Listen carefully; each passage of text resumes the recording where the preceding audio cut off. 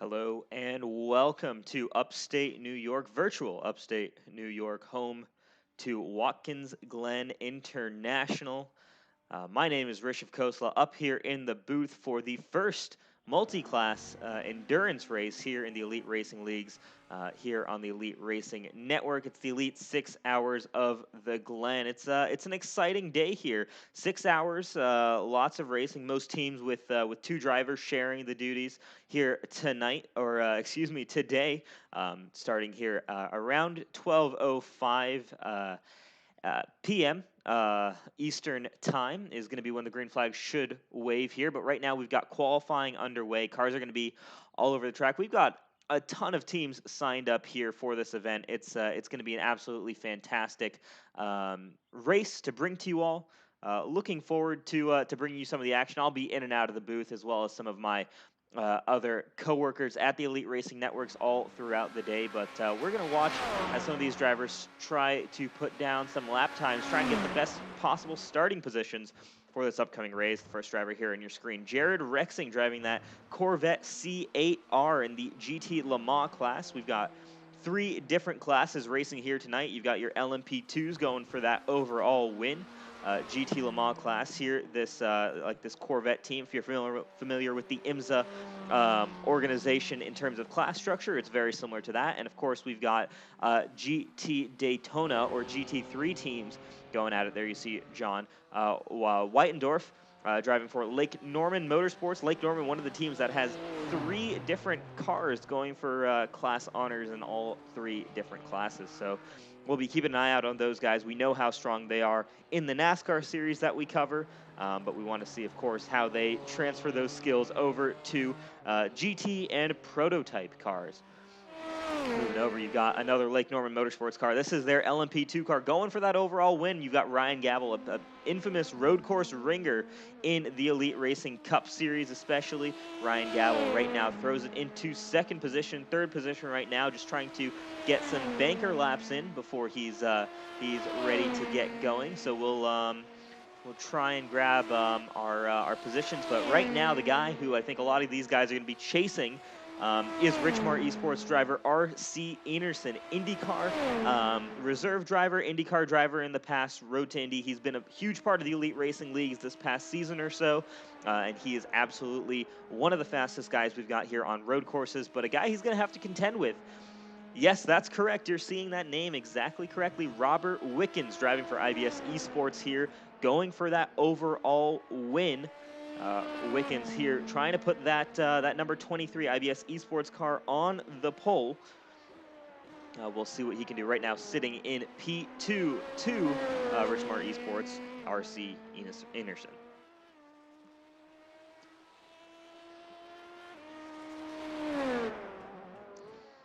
Now, one of the big challenges a lot of these guys are going to have to be facing, especially in the GT Le Mans and LMP2 classes, is going to be figuring out how to lap slower traffic. They're used to really just single class type racing. Of course, there is lapping that goes on during events, even in the NASCAR Cup, Xfinity, and Trucks series. Though, of course, it's not quite the same. You got a huge speed difference between the drivers as RC puts in another fastest lap. Robert not quite able to match that in the IBS Esports car, but they're not used to the massive speed differential, and that's going to be a huge thing. There's been lots of practice for these drivers here. A lot of them are oval specialists coming over to the road course. It's going to be a different monster for a lot of them. High downforce, both left and right turns. It's a completely different beast, but I'm so excited for myself. I very much started my sim racing career in the endurance racing scene back in the days on the console in Gran Turismo 6, running 24-hour, 12-hour races every other weekend. That was where I grew up and learned about sim racing, and then of course have made the transition to iRacing and of course the Elite Racing Leagues with the oval programs in IndyCar and NASCAR. But this is unique for a lot of these drivers as they're coming over from the NASCAR side of things. Right now, it is still R.C. Enerson up top for Rich Mar Esports in the LMP2 category. TSP Esports Jeffrey M. Arroyan is currently on the pole for the GT Le Mans class. And there you see, if we bring it up there, John Whitendorf for Rich Mar, or excuse me, not Rich Mar, Lake Norman GT3 Racing. He's currently sitting on the pole for the GT Le Mans class. I am joined in the booth by the event organizer, which we cannot thank him enough. But Chad Frankenfield is here with us. Chad, right now your guy's on pole or sitting there right now and looking pretty good. How are you feeling going into this race? Well, I'm looking pretty smart now when I teamed up with RC. But yeah, I mean, I'm just looking forward to this event. I think it's the first time we've done this. And for those of you that are familiar with Elite, I mean, we try to do things that are different. We try to do everything. We've done dirt, we've done NASCAR, IndyCar, we've done full distance races, we've done a lot of different things. But this is the one thing we haven't really tried. Um, the interest is fantastic. I think we have at least 12 cars in each class, and to be honest with you, I mean, there's some strong teams. So, um, it's going to be a fun race. I don't know how many cars are going to finish. Who knows? These endurance races can always be kind of odd how that works. I know in the 24-hour class, the leader was up 3 laps by hour 4. You just never know. We will throw yellows, just like real life IMSA, if there's a big track blockage. Just like IMSA, the LMP2s will jump up front. So there's a potential of a caution, which could throw some strategy off. I know we talked about potentially having the double stint tires, but because of the noon start, the tire wear is rough. It's exciting. I appreciate you coming on board, and for those watching at home, there is going to be a good chunk of the race where you're not going to hear any announcers. That's just I think it's awesome that we even just get the feed for the 6 hours, which is going to be cool. I want to thank everybody again for coming on board. We were able to fundraise over $300 to the MeFind Foundation, mefindfoundation.org, which helps kids battling cancer in the North Carolina region. So I just again want to thank everybody for taking part. And it's gonna be a fun race. I mean, I may be a little biased, obviously, with the track selection, but I feel like this track is a track that you don't really need to be a road racer to put good laps together, and I think that's why I selected it. It's a good flowing track. It's a track that there is some room. Yeah, and again, just want to thank everybody. I hope everybody enjoys the race. It's going to be a fun one.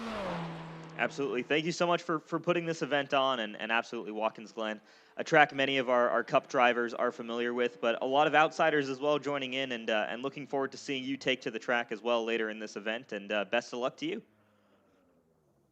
Thank you, sir. All right, that was Chad Frankenfield, league owner of Elite Racing Leagues, as well as running the Elite Racing Network here. Big thanks to him for putting all of that on. Qualifying is coming to an end here. So as it stands right now, you've got your class pole sitters right there: RC Enerson, Jeffrey Arian, and John Whitendorf. Right now leading in those 3 different sectors. I'm going to take a look and see at our time and scoring. A bit of a different setup to those of you who might follow our typical race broadcasts here. I'm working from home here, not on my usual setup, but still happy to be able to bring you guys all of the action. Time is up in qualifying, and there we go. You'll have that order set. And we'll get these cars ready to grid here in just a second. We'll take a look first at our grid for the LMP2 class. So here we go. You see there, LMP2 will be denoted by the yellow timing, the yellow numbers on your timing and scoring, and RC Enerson and Robert Wickens. How about that for a front row? RC and Robert, reasonable separation between the two, about 0.3 of a second, but it's going to be more about holding that gap over the course of a stint. Adam State and Ryan Gowell making up your second row. Alexander Vandersant, Isaac Morris, Justin Fortner, and Brendan Madonia. Excuse me, some of these names are new, so I do apologize in advance if any of these have been mispronounced. Finishing off that LMP2 grid, you've got Jim Herrick, Ben Kirby, Jarrett Howard and Curtis Larod. We'll keep an eye out on all of these teams as they continue to work. We'll then grab our grid for the GT Le Mans class. GTE for those of you across the pond who might be familiar with that. And there you see that Jeffrey M. Arian car up top for TSP Esports. Robert Malexa III lined up in the second position. Tyler Fody, Joshua Poe lining up on row 2. Nick DeGroot, Timothy Triplett, Keith Jeffrey, Kyle Odanik. And we'll move over to the next couple of rows here. Browden Tregembo, Vincent Isabella, Jared Rexing, Jack Wells, and Michael Goodman finishing up that GT Le Mans class. Finally, we'll go to GT Daytona GT3 cars. Lots of new cars that iRacing has released for this. And there you see that John Whitendorf car on the pole position from Christopher Bailey, Benjamin Tucker, and Thomas Sherman making up that second row. Jake D. Fluman, Hayden Robinette, Rafael Santiago, Garrett Miller. Moving over to the next couple of rows, we've got Robert Deloac, Sean Garreau, Michael Robinson, and Austin Beers finishing up this grid. And you can see right there the difference between our pole sitter and the 12th place there in GT3. Almost 20 seconds, or over 20 seconds even, in terms of overall lap time. So this will very quickly turn into a race traffic management. And so it's going to be super important for a lot of these guys. We do have a separation here between the classes in terms of getting underway here. So right now we will focus on this LMP2 classes. They're going to follow the pace truck around for a full lap before we get ready to go green. Those of you familiar with the Elite Racing Leagues and some of our broadcasts in the past will know that up until the green flag waves, timing and scoring does like to take a little while to load in. So not until we get all these cars across the line will we fully be able to go through their exact orders and show you guys the tickers. But until then, I mean, we can certainly expect the battle to be happening. In this first group, it will be between, I think, R.C. Anderson and Robert Wickens. I mean, again, two massive names on the front row of this field. So look out for that 15 car. Look out as well for the IBS Esports number 23 car of Robert Wickens. There you see that class separation as the bus stop. The LMP2 cars are just filing through the bus stop. They're just filing out as the GT Le Mans cars enter. We'll try and give you guys as much coverage of all the different class racing as possible. Like I said, I myself will be in and out throughout the day. We should have other broadcasters from the Elite Racing Networks joining me in the booth, and hopefully we'll be hearing from some drivers as well as they come out of their cars at the end of their stints. So we're trying to make sure all the action is here for you guys throughout this event. And we cannot wait to drop the green flag here.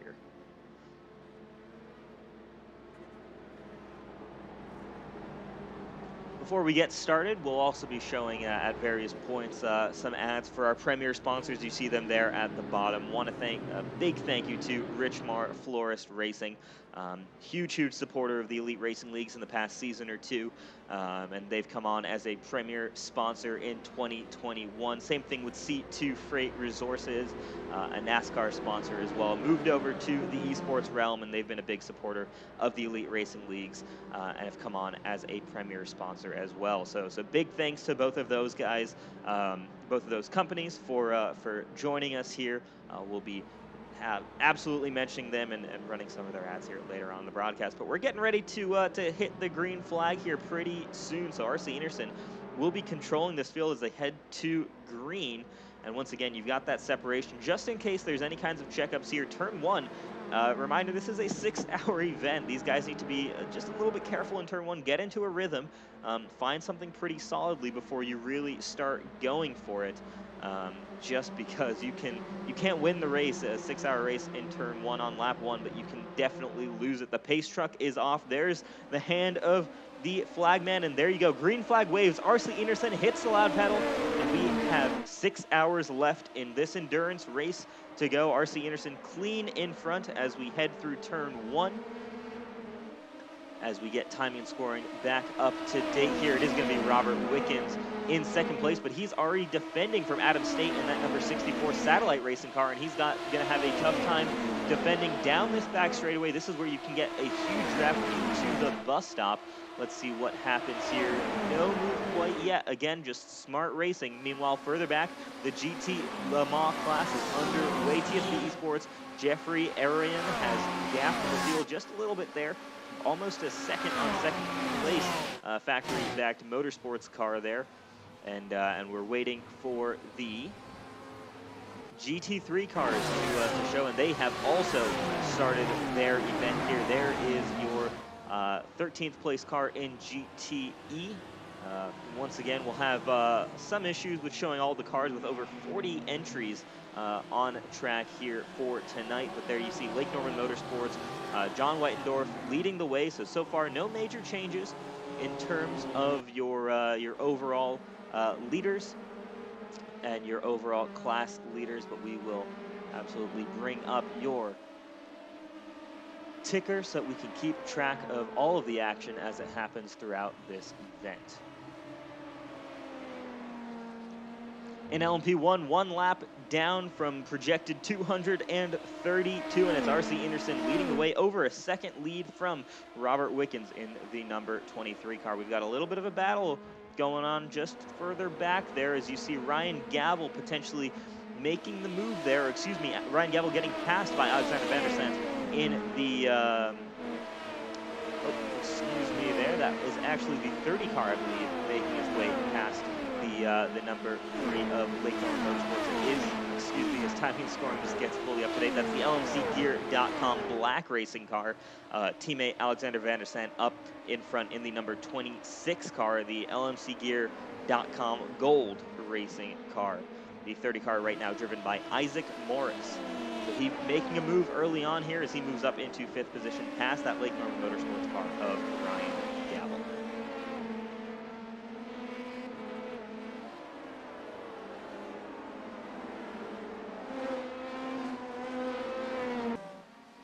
As we head over to the GT Le Mans class, watch as Jeffrey Arian leads with a similar lead that RC Anderson has up in front, about a second, and Robert Malexa is closing a little bit there, about a second, but right now maintaining the gap. These two have pulled away from driver the number 940, Tyler Bodie, for Lake Norman Motorsports as well there. Right now, this is your lead pack, and again, just everyone kind of stretching out just a little bit here as the race continues to roll on. Get into a groove here. Get your initial driver into a groove. Be prepared for some craziness here throughout the race. And fastest lap there for RC Anderson. He's getting underway. He's pulling away at the lead of this race from the likes of Robert Wickens in second position. Load further back here, you've got the BMW M4 car for Lake Norman Motorsports, still leading the way in GT Daytona, 1.4 seconds in front of the second place car in this class. This will be another close one to watch. It's typically a very exciting scheme as a whole in the IMSA series. Super close racing in general, some of the closest that we see. But of course, we've got a huge field, lots of, a huge depth of talent. So we'll see varieties as cars will come and go. You've got different drivers here. Certainly some drivers better than others at this particular form of racing. So we'll see as they come and go throughout this race. But right now, early success for Lake Norman Motorsports in the GTE class.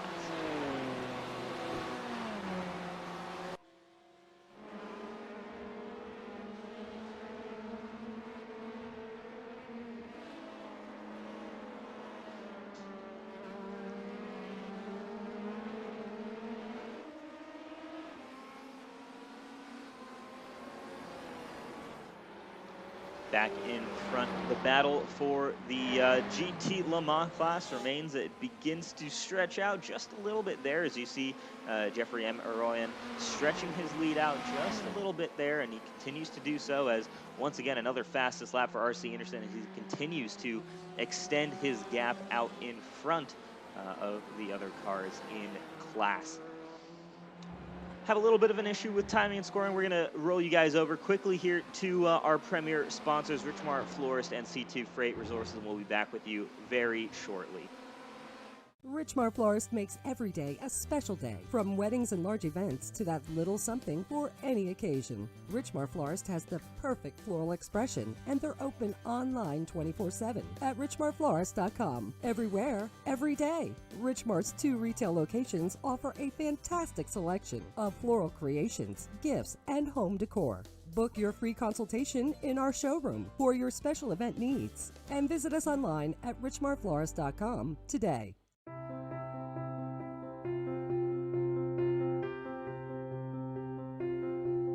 My name is John Cunningham with C2 Freight Resources. We are a Hub Zone certified logistics company here in Houston, Alabama. We've been in business for over 20 years, working with the Department of Defense and the federal government, among many other customers. C2 is committed to truckload shipments along with less than truckload shipments across the United States, Canada, and Mexico. Our high level of service is what keeps our customers coming back year after year. Our industry-leading transportation management software, along with our tracking software, allow our customers to know where their shipments are at any time, any day. In closing, C2 Freight looks forward to earning your trust and business through actions day in and day out. We know if given the opportunity, you'll be pleased with our service and communication.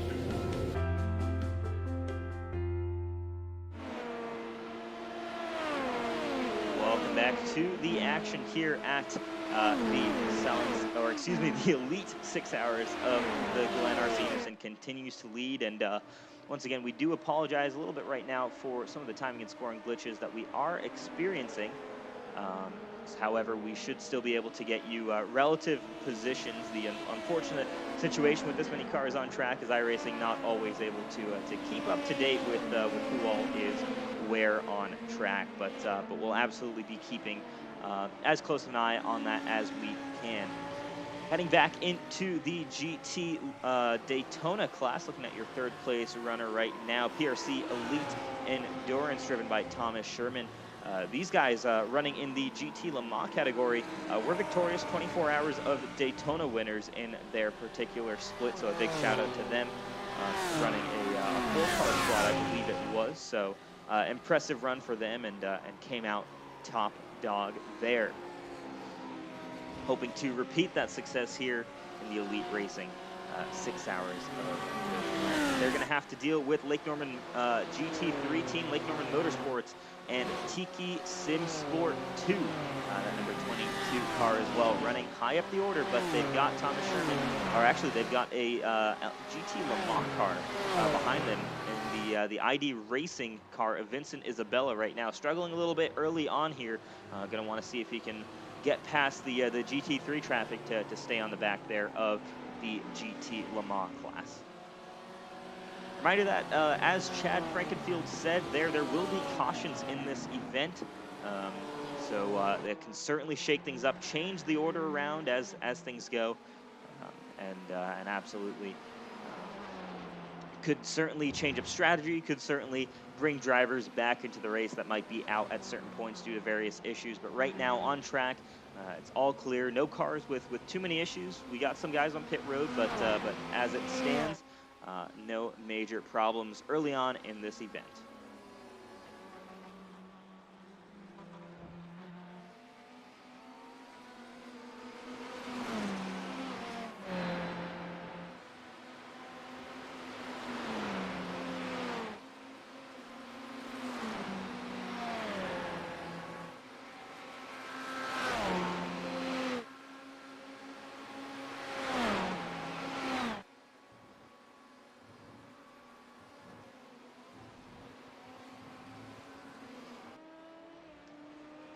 Back in the LMP2 class, you can see just how spread out they've started to get here throughout, though you've certainly got a little bit of traffic here as they begin to meet up with the GT3 cars on track. This is where things potentially start to get just a little bit tricky, and this is the first major challenge for a lot of both the LMP2 cars and the GT3 cars. There you see a wide berth given there by Ryan Gavel. Is right behind him the number 30 car who got passed for that 5th position.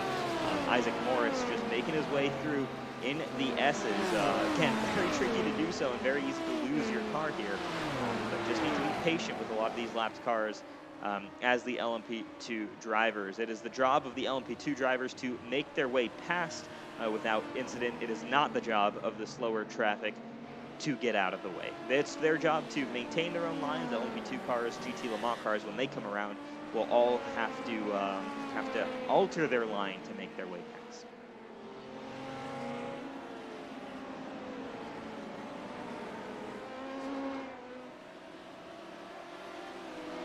Up front, traffic has closed the gap just a little bit. It's down to about 0.8 of a second between Robert Wickens and RC Enerson due to this traffic, but Robert Wickens now getting held up a little bit in the boot, excuse me, as he tries to get by some of the GT3 traffic. So that gap extends back out to 1.4 seconds, a little bit smaller than what it was initially, but still some work for Wickens to do to get to the back of Enerson.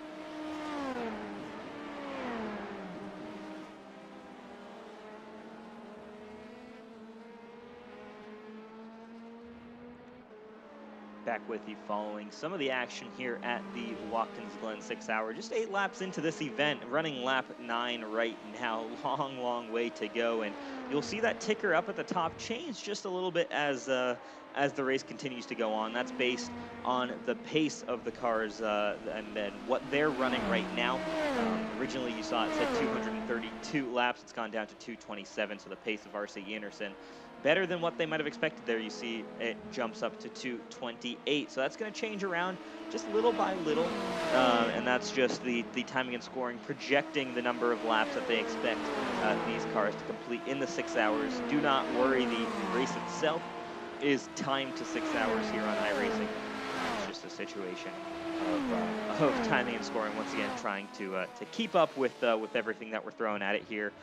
Certainly one of the more complex races that we're running here in the Elite Racing Leagues, and trying to figure out some of the issues that we're running to as we go on, as this is the furthest we've been able to push our timing scheme so far. Robert Wickens closing back in again, and he did just grab that fastest lap on that previous lap here. You see he got slowed up just a little bit in the S's, but is now working his way back to the rear end of RC Enerson as we're coming up on the GT Le Mans traffic. So this starts to shake things up once again. It's how effective can RC be going through the field, going through traffic? Can he slice through them fast enough? Can Robert Wickens keep up with him as they go through? You see there's some damage already on that Porsche 911 that they are just about to lap. Not quite sure the number on that particular car there, but yeah, already some issues there. I think this is the ID Racing Corvette that they're just about to pass as well.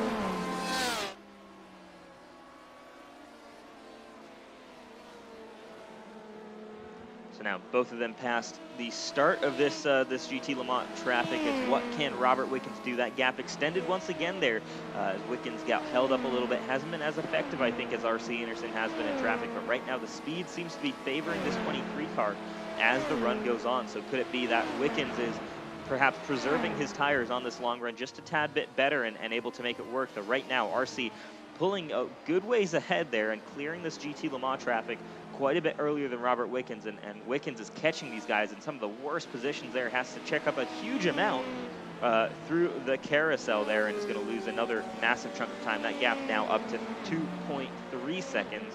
And there you see as RC Anderson is now just a speck in the distance for Robert Wickens.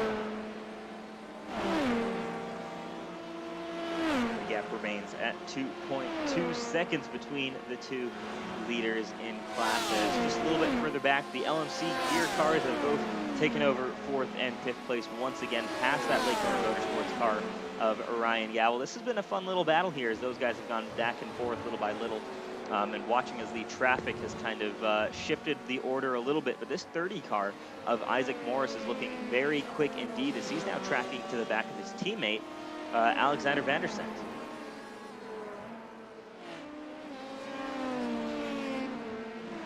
Both of them just about take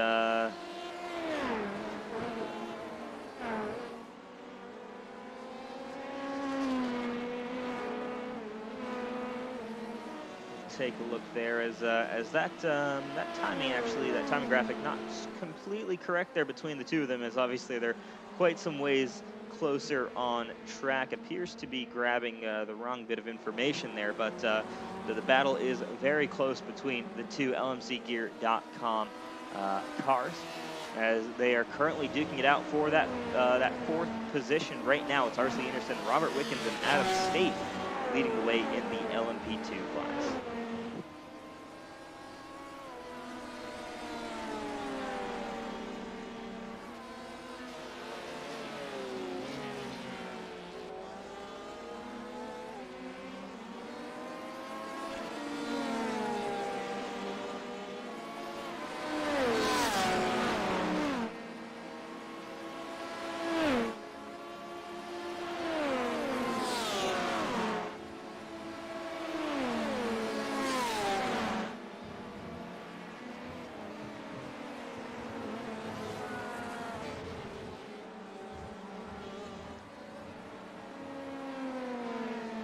Battle continues going on for this 4th position. I'll just be stepping out of the booth here for a brief moment.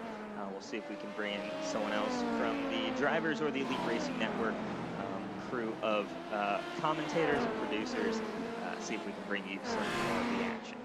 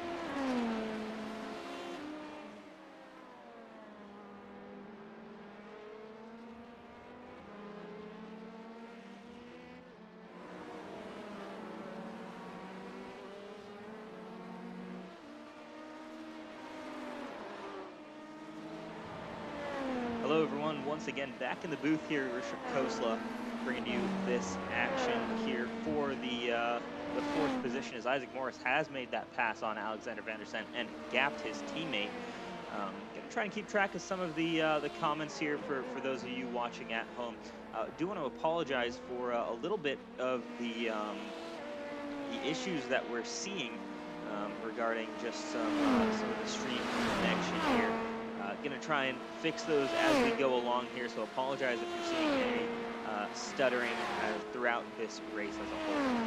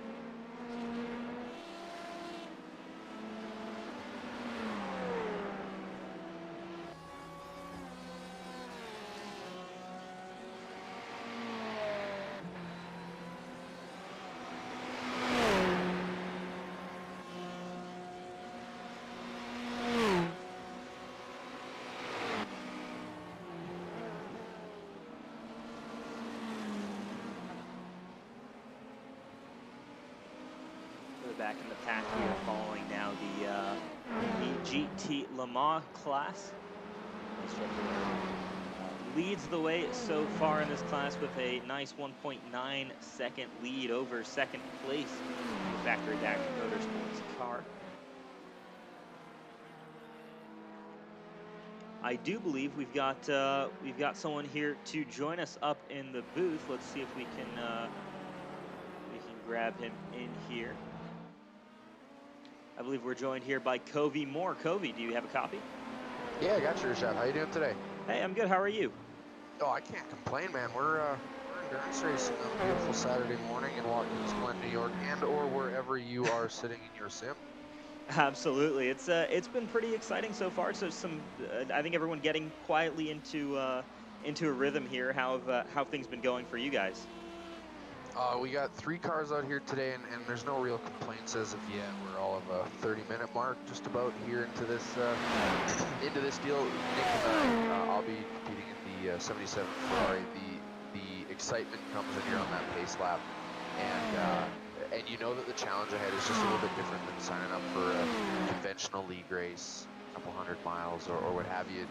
And yeah, we're just excited to get this endurance racing going and see what the trends look like here a couple hours in, and what we can do to adjust that running position. Absolutely, man. Looking forward to that. Who'd you say was in the car right now? Just want to grab that in. So in the 77 factory back Motorsports Ferrari 488 GTE, we've got Nick DeGroot running around currently, running in. I have the wrong spot of my timing up. We have 6th in class and 2nd in class currently with Robert Malechka, the 3rd in our 78 factory back Ferrari GTE. And then we are also fielding an entry with Matt Wagner, Jason Gata, and Chris Bailey in the 79 Lamborghini factory back Motorsports entered deal. We really believe what Chad Frankenfield's doing with league racing here, and just wanted to support this deal. So we're, yeah, we've got actually a bullet in Robert Malechka. We're pretty excited to see what he can do for the team here, and then Nick and I just keep things clean and see where it lays in 6 hours. Absolutely, yeah. Robert Malechka right now working pretty strong here, just trying to stay in touch there with that 257 car right now, which has been kind of a rocket ship here since the start, that TSP Esports car. But right now, great to have your support there, running 3 cars here. Not too many teams with that much commitment to this event here. I think 1 or 2 other teams with 3 cars throughout. So really appreciate that, and looking forward to seeing how you guys progress over the course of the race. Still obviously a long way to go, and still some driver changes and all that to happen. But right now things spreading out on track and nice and easy to just get into a rhythm. I think everybody's looking for that ability to just kind of turn the detail mind off and be able to think of the race as a whole and just lap. I know we are still getting up to speed with the the lapping capabilities of those prototypes. We surely don't want to mess their day up, but at the end of the day, we have to be a little selfish and don't want to mess our days up either. So just making sure that we're comfortable with that is definitely going to be something I'm looking for as soon as I get into the car. All right, and do we know when we might see you in the car? You're gonna try to split 3-hour triple with Nick, and then a triple with me is the current plan. We would need something pretty drastic to change, I think, to adjust that. Nick DeGroot's a motorsport.com editor, so believe it or not, tonight there's a IRL, a real life race that he's got to cover, so I'll be taking over the car for necessity as well. But yeah, the plan here is 3 and 3. I think we have a 2-2-2 plan with Malechka and Joe Agee as the other driver in that car with wow, my car is going 3 wide in a terrifying situation there, goodness gracious. He's looking at doing a 2-hour middle stint with Rob Malechka finishing it off. We recognize the ability or the opportunity at a podium, so we want to keep the bullet in the car just a little bit longer than others. We don't have the opportunity to work with guys of his pace too often, so it's pretty cool. Absolutely. Well, we're looking forward to seeing that, and best of luck to you guys. We'll keep track as closely as we can here. We're unfortunately having some timing and scoring glitching, so it's a little bit tricky for us up here in the booth to keep track of everything that's going on. Of course, so many things going on track, but we'll look out for those factory back motorsports cars. Heck yeah, we'll catch up with you in a little bit. Yeah. All right. Best of luck, man. Thanks, Risha. Bye now.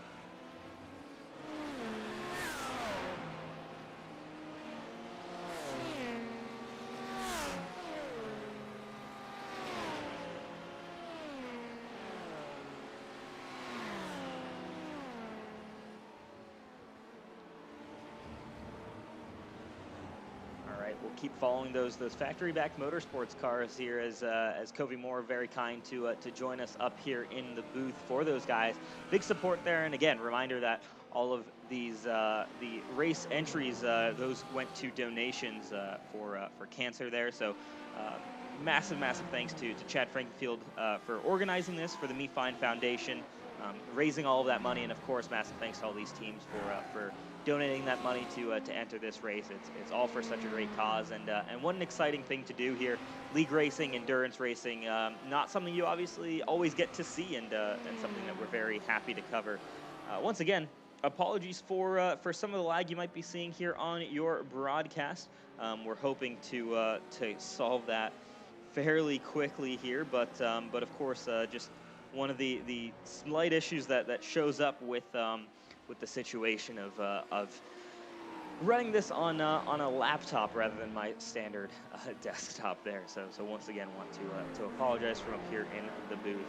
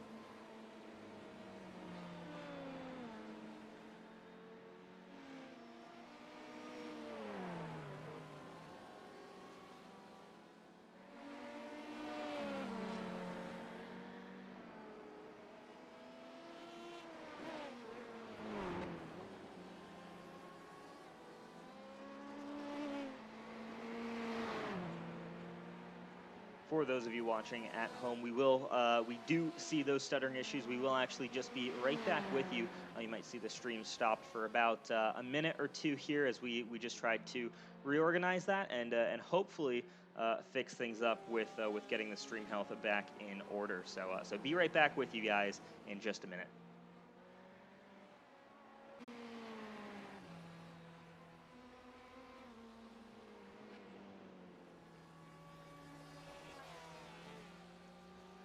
And we should be back here. Welcome everybody back to the action here. Apologies, we're gonna keep trying to see if we're able to get this back in order here. Nice and quickly. So far looks okay as a whole, but want to make sure that that everything still looks fairly solid. It does look like we're still getting a little bit of lag, so we're going to keep trying to work on that.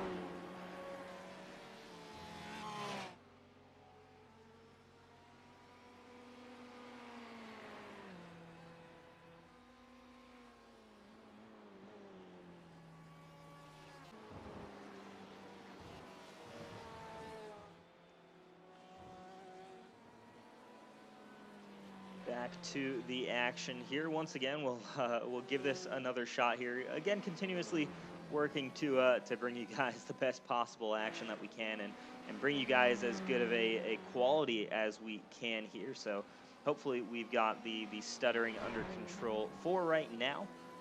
So once again, we thank you all for holding here with us.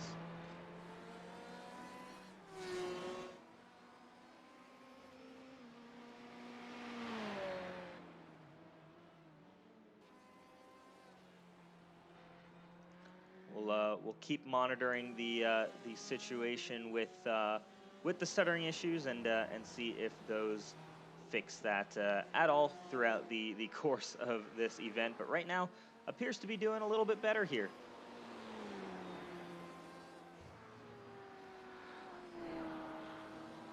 I want to give a big thank you to the guys at Factory Backed Motorsports as well.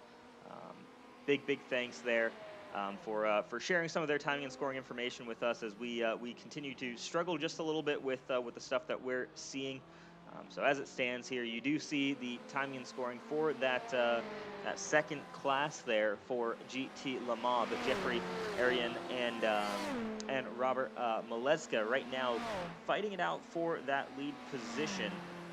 Though realistically, the gap between the two drivers is a little bit larger than what the timing and scoring appears to be showing us.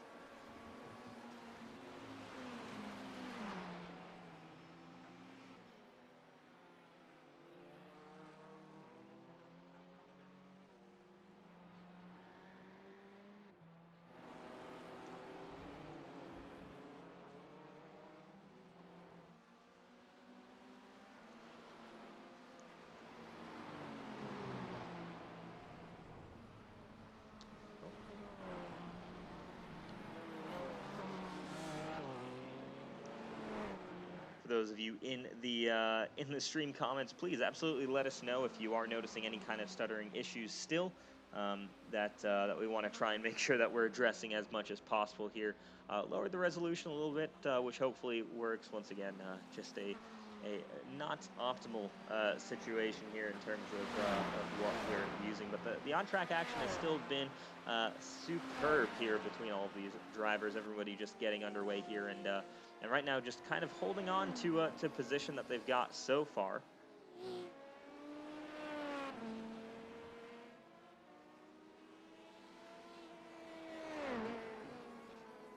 You'll notice that the IBS esports car of Robert Wickens being shown on screen right now is actually your leader, your overall leader in this race, and that's because the Richmar esports car of RC Anderson has hit pit road.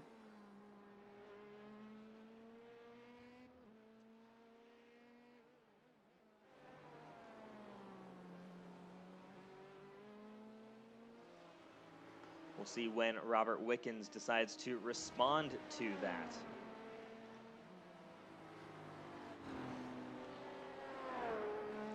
So as it stands, that 15 car of R.C. Enerson has fallen back a couple of positions, or has fallen back to that second position now, about 54 seconds back. So again, that's about what you'd expect for a pit stop back. Reminder that pit time on pit road is quite a bit longer than what you're used to seeing. And here we go. It is time for Robert Wickens to hit pit road. The question is, where does he come out in relation to R.C. Enerson? We'll head over to that 15 car, see what that looks like. He's he's finishing up his time in the boot. He's at the toe of the boot right now. 54 seconds was the gap when Robert Wickens came out, and we'll see how closely these guys exit pit road together. Is there a difference in terms of time on pit road? We'll see. This is where we start seeing that strategy come into play here, where overall speed might not necessarily be the overarching theme for today. It could very well be who has that best strategy. You go off pit road for Robert Wickens here, and might actually be able to get out just before R.C. Enerson. Here's Enerson coming through turn 1. And it looks like Robert Wickens is out in front of the 15 car. The question is, the 15 car now has fresh tires, or excuse me, has warmed up tires, but it looks like the gap is sufficient enough. I think Robert Wickens is going to be well up to temperature by the time R.C. Enerson even comes close, so a huge advantage there for the IBS Esports car of Robert Wickens. If we look at their time on pit road, similar amount. Actually, it looked like Robert Wickens maybe lost a little bit of time on pit road, if anything. So just a huge advantage there by staying out for Robert Wickens as he takes over the lead for IBS Esports.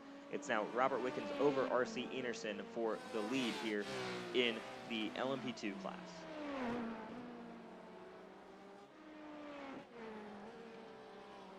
We go back to the race in GT Daytona, and it's still Lake Norman GT3 leading the way as they have done since the drop of the green flag. 4 seconds back there, you see the gap there to Tiki Sim Sports, Benjamin Tucker driver, and PRC Endurance, again, another 4 seconds back. So pretty spread out so far in the GT Daytona class. So right now they would just be just trying to get to that next pit stop. We saw those LMP2 cars come in. The thing is that expect the GT Le Mans cars, GT Daytona cars to be able to make it upwards of an hour. So we saw about 45 minutes, 40 minutes for the LMP2 cars. Should be around 50 to 60 minutes for GT Le Mans and GT Daytona. So we'll keep an eye on that.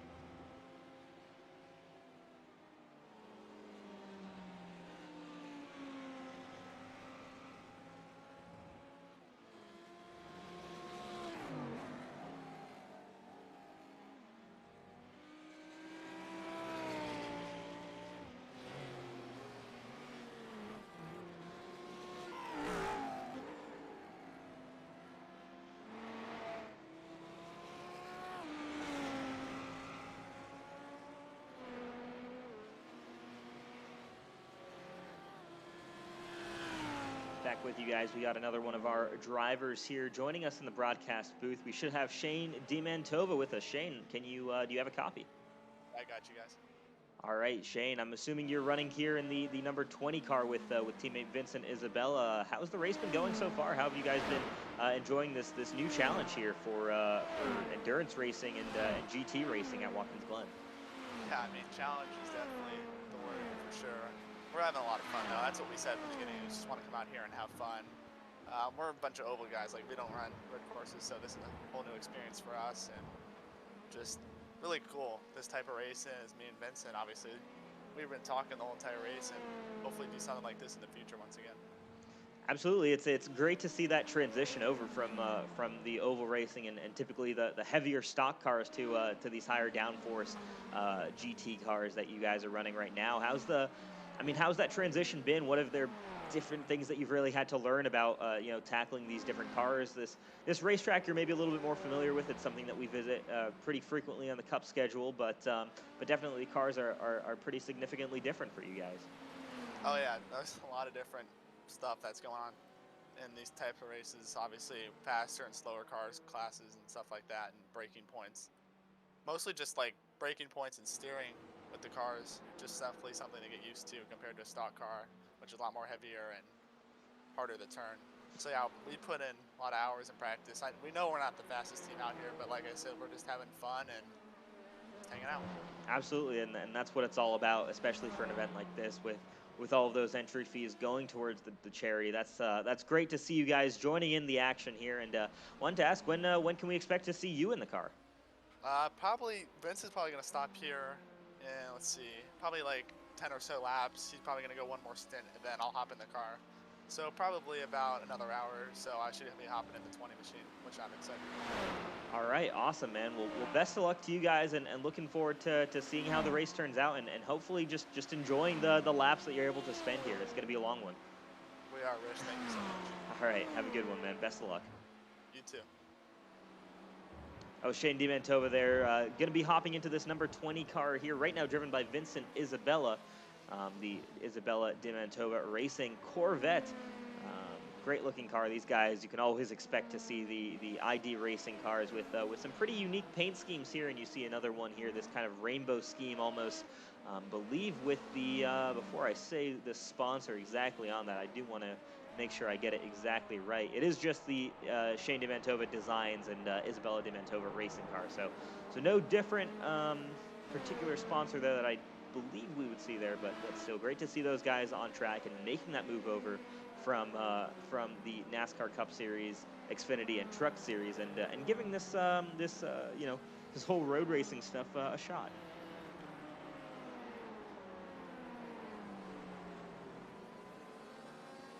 We'll continue to bring you guys various driver interviews throughout this event here. We'll leave the cameras on and give you guys a chance to enjoy the cars going around this racetrack and change up the cameras every now and then. So enjoy that, and we'll be back with you whenever we have the next driver interview.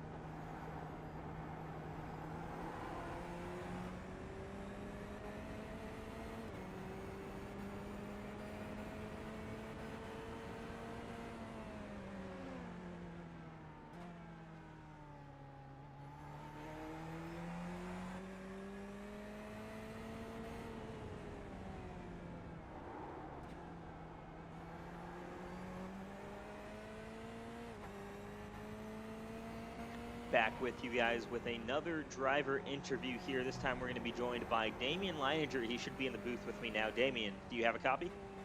Yeah, I got you. All right, Damian, just talk us through, I know you got a lot of Lake Norman cars here in the field today. Can you remind me which one you're running in? I'm going to be in the LMP2 with Gallo. All righty. That's going to be an exciting one there. Gallo right now doing a pretty strong job here running, I think it's P5 overall, is that correct? Yep. How's that race been Looking going? Have tight. you been talking to him much and just kind of getting notes on on all the stuff that's been going on here in this race so far? Yeah, we've just been in there, just kind of remind him it's a long race, just stay patient. I mean, we've already seen a lot of chaos already happening, try to pass the lap cars and stuff. So noticing, just kind of taking on how the car reacts on a long run and how a double stem on tires would work, if it's going to be beneficial to take tires or not. Right now, it's not looking like it's going to be. So we'll see. I think he's got. I don't know if this is his last stint or maybe he's going to do one more. But plan is for once I get in, about next stint or two, do about a 3-hour run myself. So we'll see. It's been pretty exciting so far. I've never done one of these endurance races, so it's been interesting to say the least. Yeah, I was going to ask, how's the challenge been? Obviously, both you and Gavel have been pretty stout road course racers in the Cup Series and Trucks and Xfinity Series that we run, but a very different car in terms of the LMP2 car. Almost a third of the weight of the Cup and Xfinity cars that you normally run. Similar power, but so much more downforce as well. So higher cornering speeds, later braking. How's that adjustment been as a whole? It's been insane. No, I'm not gonna lie. I did a lot of practice getting in this car, just trying to get comfortable with the braking and all that, and getting used to the late braking. And then we show up on Wednesday in the Cup Series, and we're in a car who you have to brake way later or way sooner, I should say, and you're not, you got the small blade on it, and so jumping back into this, it's been really, really tough trying to get back to what the feeling was. I still haven't regained fully the speed that I had found just doing straight practice. I'm about, I would say, a second or two off still of what I was at one point, just because that the difference between the Cup car and this car is so massive, especially with the braking. Ooh, was very close there. Gavel, actually, you might have just seen that on our live screen there, and you might have seen that with Gavel. Just a big contact there and down in the boot. He might have gotten away a little bit, but an LP2 car and a GT3 car came together in front of him. Yeah, let me see what that damage is looking like. Quite a bit of right side damage, or left side damage, I should say. So, see how that's going to affect the car. But like I said, it's a long race. You never know what's going to happen. Absolutely, awfully calm for a situation that just happened there. So appreciate that for sure. That's not often that you see all that action happen during these live things. But let's see how Gavel holds on, and yeah, absolutely how that affects the handling of the car can certainly change it over the course of the race. But yeah, wishing you the best of luck here, man, and fingers crossed that damage wasn't too bad for you guys. Yeah, thanks, man. And we'll see how it goes. And maybe if I jump out and you guys are still in here, maybe we'll do this again. Absolutely, man. We're looking forward to hearing from either you again, or we'll also probably bring Ryan in later in this race.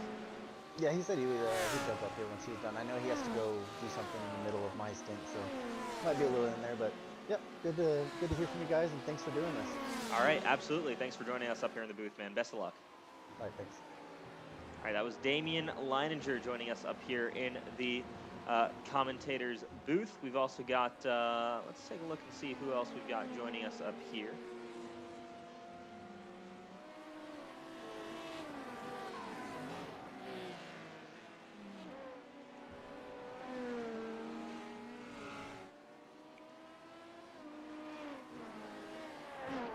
We're also joined, unfortunately, you're going to have to inform me of who exactly you are. Sometimes Discord names can be a little bit tricky to decipher.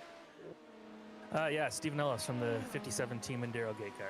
All right, Stephen, thanks so much for joining us there, and appreciate having you up here. Currently, Brendan Madonia looking pretty strong. They're running P8 right now. How's your guys' race been going so far? It's been a bit of a challenge. We've had a problem with the setup. It seemed like just we really liked it early in the running of practice and everything, and just kind of last couple days we feel like we're not loving it right now, and it seems like a little tighter than we thought. Maybe we were kind of expecting a little colder temperatures, so we're just kind of fighting that. But I think as the race goes on, we'll have to figure it out. Absolutely. You guys are correct me if I'm wrong, but fairly new to the Elite Racing Leagues as a whole. How'd you end up hearing about the event, and what brought you guys in here? Yeah, Brendan Madonia and I, and Josh Slade, our third driver, we all run Monday Night Racing with guys like DeGroot and Kobe Moore and Garrett Miller, and even Robert Wickens. So we kind of just saw that they were all taking part of it, and we were like, well, we want to do this. We do a lot of endurance races. We've won the Daytona 24, Sebring 12 hour, and a few other things. So we just kind of wanted to see what we could do in this. That's awesome. That's great to hear. And obviously this time you guys do have a fully open set, so there are adjustments you can make with the car. But I do know starting at noon, obviously track temp's really high. Sounds like that might be the challenge you guys are facing right now based off what you were just telling me there. Yeah, we kind of planned for this to be when we do a lot of these endurance races, we're usually really fast when it gets later into the track temp gets a little colder. So we're banking on that. But yeah, that was kind of a miss on our part. Well, still long ways to go, and still definitely as the race goes on, temperature will continue to go down, and should in theory come back to you guys. When can we expect to see you in the car? Right now we're still trying to work. I should be the third driver in the car, so probably around about almost 3 o'clock. All right, fantastic. Well, best of luck to you guys at Team Endurogate, and yeah, we'll keep an eye out on there. Lots of you guys taking over this LMP2 class, especially from that Monday night racing, and looking forward to seeing how you guys tackle this with Robert Wickens right now leading overall. Yeah, it's fun. I used to race go-karts against Wickens, so it's cool to see him doing so well. And I never kind of hit the same mark as he did, but it's cool to see that. Absolutely, but great to have that same combination though, where we have a lot of these real life professionals racing in here in the sim racing world with us. But thanks so much, and best of luck to you guys, and hopefully we'll be hearing from you or your teammates later in this event as well. All right, absolutely. Thank you so much. All right, bye bye. All right, Team Endurogate, we'll keep an eye out on their progress throughout this race as well. Right now running P7 as they just moved up a position as I believe it was the number 30 car of Isaac Morris and potentially the 3 car of Ryan Gavel, struggling just a little bit as positions go down, though actually it looks like they're back in order there as timing and scoring just with some small issues throughout the timing and scoring there. So big thanks once again to Team Endurogate and those guys for bringing them up, as well as Lake Norman Motorsports. And again, another invitation to any drivers watching here. If you want to join us, hop into the waiting room, and we'll be happy to bring you in for some discussion here up in the booth. Right now, just me up here, so happy to have someone to talk to.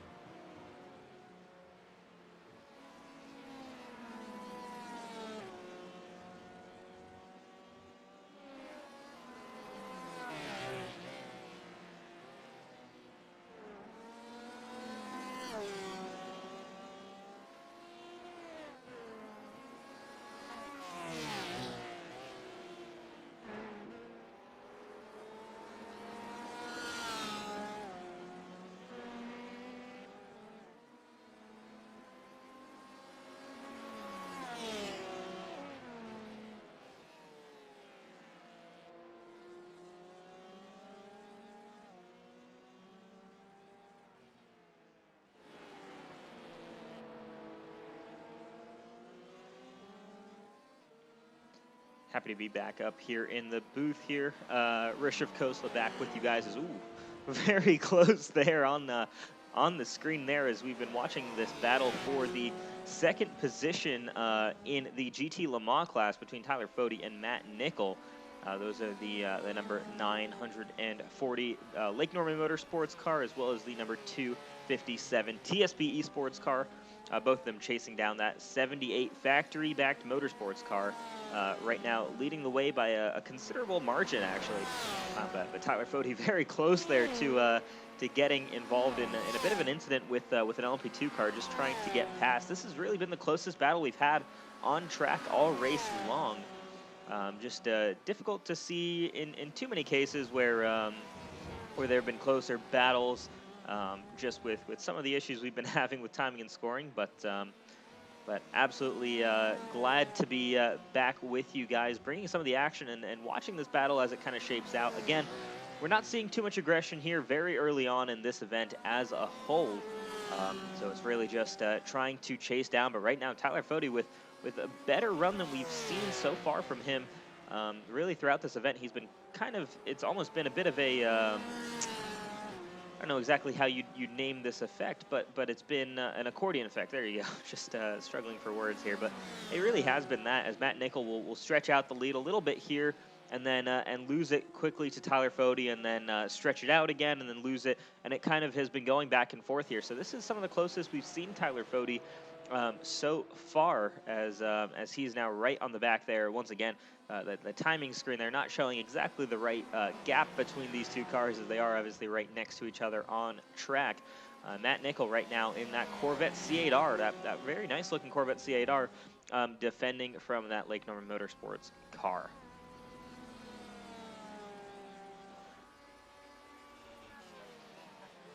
Further up front in the race, not too much changing all the way at the front of the pack here, as it is IBS Esports driver Robert Wickens still leading the way here, as he leads ahead of Adam State about 3 seconds back. You saw him there entering the boot here, and there's that 64 car of Adam State.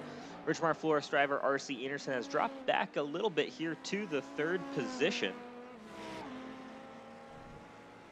So has lost a little bit of time there from your, as he was your pole sitter. Just one stop done by these guys, so still a long way to go. The 24 laps into this run, we might actually be seeing some LMP2 pit stops within the next 10 minutes or so, as it looks like the 30 car of Isaac Morris actually has come down pit road, and we should see it. There it is. He's just rolling off right now, so that'll be kind of the first driver to hit pit road in the LMP2 class. Is Isaac Morris going to stay behind the wheel? According to timing and scoring, he is going to be, and based off of his most recent pit stop time, that looks to be the case, I believe, though that might have been 4 tires as well as fuel. So I think double stinting this first set of tires, but definitely going to be new tires here. I don't think we're going to see too many LMP2 teams, at least, triple stinting these tires. He's right on the back here of the 03 car, excuse me, actually, another car in the middle between them, but he's got the 03 car of Justin Fortner. T1 Snake Pit Racing, just a little bit up the road there. He's got to chase him down. He's a minute and a half back from your leader, Robert Wickens, right now, but Wickens still has some ways to go. He obviously has to make that second pit stop that Isaac Morris has made. Everyone in front of him, he is, Isaac Morris is, I believe, the first of the LMP2 drivers to take that second pit stop here. So whether that's strategy-based or just burn through a little bit more fuel than they might have hoped to early on in this event, we do know that the cars are a little bit tighter than I think what some of the drivers might have hoped for after speaking with the factory-backed motorsports team. We've got, I believe the 64 car is on pit road. There we go. That is correct. So 64 car now just coming off pit road very quickly. He's given up the second position to RC Enerson. I'm curious to see where does he come out with respect to the 30 car of Isaac Morris. And it looks like the gap's going to be significant enough there as he's well on his way. The satellite racing team of Brandon Warren now behind the wheel of that car. He's all the way at the top of the S's, while Isaac Morris just coming through those right now. So up front, it is still Robert Wickens over RC Enerson. That gap up to 8.7 seconds. As RC going through, Robert Wickens going through the S's right now. Still not down pit road quite yet.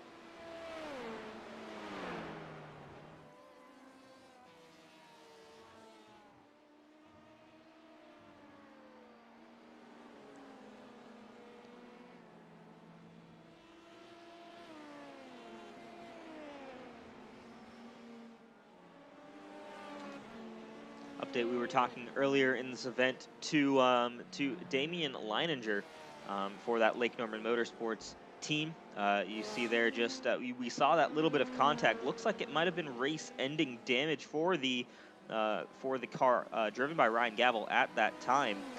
Didn't look like that major of a hit on our timing screens when it occurred, or on our screens when it occurred, but yeah, definitely surprising to see that, and yeah, by the looks of it, the talk that I'm hearing down in the paddock is that Ryan Gavel is out of the car, and they will be going no further in this event tonight. So big shame there. They were looking very strong, that Lake Norman Motorsports team. So so right now not ideal for them, but yeah, they still have two other cars in this race here trying to go for those overall wins. You saw there further back that Lake Norman Motorsports car of Tyler Fode. He's back here on track, still chasing down the leader there, or the second place car of Matt Nickel. And again, this battle so close here, 2/10 between Matt Nickel and Tyler Fode on track, right there side by side through the booth. And speaking of that LMP2 car that went out, that Lake Norman Motorsports car, we do have Ryan Gavel. Ryan's going to join us in the booth here. Ryan, that's rough luck, brutal luck there. We just saw the damage. We were actually talking to Damien when it occurred. Didn't look like it was too severe, but talk us through just the extent of the damage from that small hit that you got from another P2 car.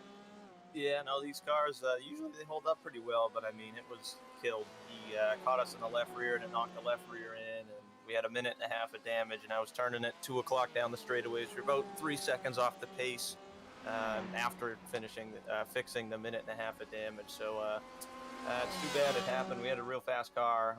It's too bad Damien really didn't get to get in and run laps while it was still clean, because it was a lot of fun. I was hoping to survive through and maybe snag a podium. I mean, we were fast. I ran that whole first stint and a half without getting a single off track or nothing. I was running a really strong race. Made a couple minor mistakes in the beginning that knocked us back a spot or two, but I mean, overall, I was pretty happy with how things were going. Just bummed it had to end that way. Yeah, super bummed there for you as well, man. Just talk to us about some of the challenges of adapting to the car, at least. I mean, we know you to be one of the strongest road course ringers in the elite racing leagues in the Cup cars, but obviously a very different beast in these LMP2 cars, much lighter, much higher downforce. I think similar power overall as a whole, but you're still dealing with much later braking, much higher cornering speeds. Damien was telling us, obviously you guys just raced at Watkins Glen in the Cup car, so a pretty quick transition having to come back to these ones. Yeah, I know. It was funny because before the Cup race, we had done a good bit of practice for this already, and then going into the Cup car, it completely throws you off how much later you're braking, how much more grip you have and everything. So it threw me off a little bit, but we ran a lot of laps after the Cup race to get back in the swing of things with these cars, and it's just completely different. And I mean, I had never driven these cars before practicing for this event. I mean, I bought the car just for this event, and I mean, I was probably going to get it anyway because, this kind of endurance racing is something I've always wanted to dabble in, and I'm glad I did because it's really fun. Having a maneuver through the slow cars it's as scary as it is, it's thrilling at the same time. I mean, it's a real blast, this kind of racing, and I don't know where I'd rather be though. If it would be in these LMP2 or the slower cars, I feel like I'd rather be the one deciding to make the moves than the one that's getting past going slow. So, but overall, it was a pretty strong race, and I really do enjoy these cars. Well, once again, you put on a show for us really early on here, and you were looking really strong in that car, but you do still have two teammates still in this race, two team cars in the GT Le Mans class and GT Daytona class, and we've been following this battle in GT Le Mans as Tyler Fode has been hounding the back of the second place car for TSP Esports. So unfortunately, we won't be able to see you driving, but I'm sure you'll be rooting on those teammates there running in the other classes. Yeah, Tyler's having a good run. He's taking second away right now. I mean, he was saying he might not be a second place car, but he's showing that he's got some speed right now. He's figured some stuff out. But yeah, and then Hank and John are having a really good run in the GT3, in the GTD rather, and they're doing really well. So hopefully we can pull off pair podiums at least. If John and Hank could pull off the win there in the BMW, that'd be pretty cool. But I had my hopes up for our team as well. I mean, I don't know if we would have been able to sneak out a podium, but I mean, if we ran a clean, strong race like I had been throughout that run, maybe we could have stolen one. But I know there's some really fast cars. Robert Wickens and RC Enerson were flying there, and we'll have to see what they have for everybody up front. It's going to be interesting to see who comes out on top. Absolutely, man. Well, once again, want to appreciate you coming up here and talking to us again. Unfortunate that it had to end so early, but glad to be able to talk to you about the race, and fingers crossed that if we're doing more of these in the future, we'll be seeing you back up front in that LMP2 car. Yeah, hopefully we get to do some more in the future. These are definitely a lot of fun. I'd love to survive one. That's for sure. Absolutely, yeah. But yeah, thanks, man, and yeah. Grab some rest while you can. I guess not in the car for as long as you might have hoped to be, but they can still be pretty long stints. That's right. Thank you. All right. Ryan Gavel there is. Ooh, we've got a spinner there on our screen. Can't quite tell who that was. That was the 888 car, driven by Robinson. Let's take a look and just double check and see exactly what happened there. That's the Hutch Sport 3 car driven by Michael Robinson. Hard hit there off of the semi-final corner and entering the final corner. Let's see what he decides to do. He's going to keep running and doesn't dive into pit road, so damage must not be that severe on this car. He's going to give it another lap to try it out there.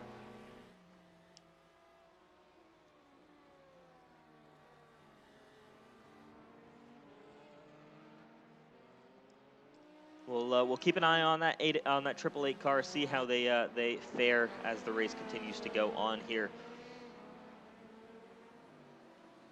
Back in the LMP2 category, we got a little race going on here between the 26 and 64 cars. Caleb Benchy right now just making that pass on Brandon Warren. So LMCgear.com gold car making the move on Satellite Racing, using the traffic as a pick, getting through, and yeah. Man, oh man. Things are starting to tighten up a little bit here throughout the field, as looks like Brandon Warren just trying to get a little bit up to speed here, just trying to hang on with that 26 car, but right now not quite able to do so. Back up front, it is RC Enerson in the Richmar Esports car. Looks like on that last pit stop, a significantly smaller time, significantly less time spent on pit road by the looks of it for the interestingly enough, for the Rich Mar car. So I'm actually curious there. I'm not sure if that's a timing and scoring thing or what that exactly is there, but big advantage swing for RC Enerson as he now takes over the lead. I believe it was a driver change is what it was, as Brian Simpson is now being shown as the driver of the number 23. So Robert Wickens out of that car.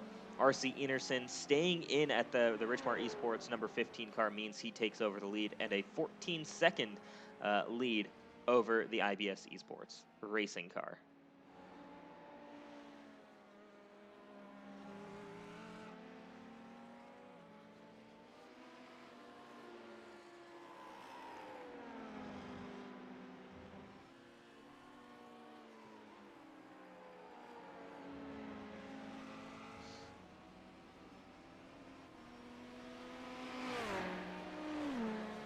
We'll dig through a little bit of the timing and scoring right now, see if we can find the nice little close battles on track right now. The Tyler Fody and Matt Nickel battle is one that still seems to be going on here, just albeit in the opposite direction.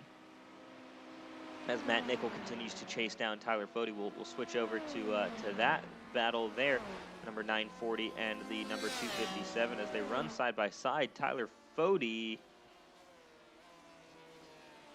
There you go. That's the gap right now. So 1.2 seconds is the gap between Matt Nickel and Tyler Fody. Right now, the closest on-track battle for position that we can see. Let's take a look and see if we can spot anything different there in terms of timing and scoring.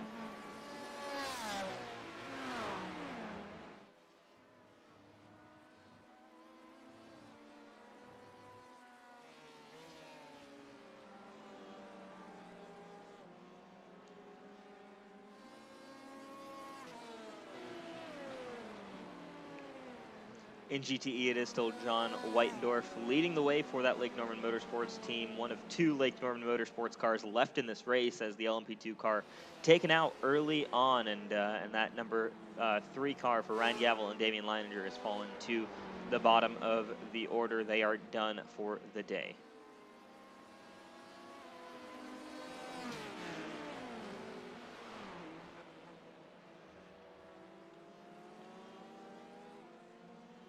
We'll keep following this battle here in GT Le Mans between Tyler Fode and Matt Nickel. We'll see what Matt Nickel, if he can come back here using this traffic as the LMP2 cars as well as the slower GT Le Mans car there that they're looks like they're about to lap here. What that can do to help switch up the order here between these teams. But right now, the closest battle that we're seeing on track: GT Le Mans, Tyler Fode and Matt Nickel. I'll be back with you guys in a little bit here, as we'll hopefully have some other drivers joining us for interviews up in the booth. Thank you all so much for tuning in and enjoying the action here that we're bringing to you on the Elite Racing Network.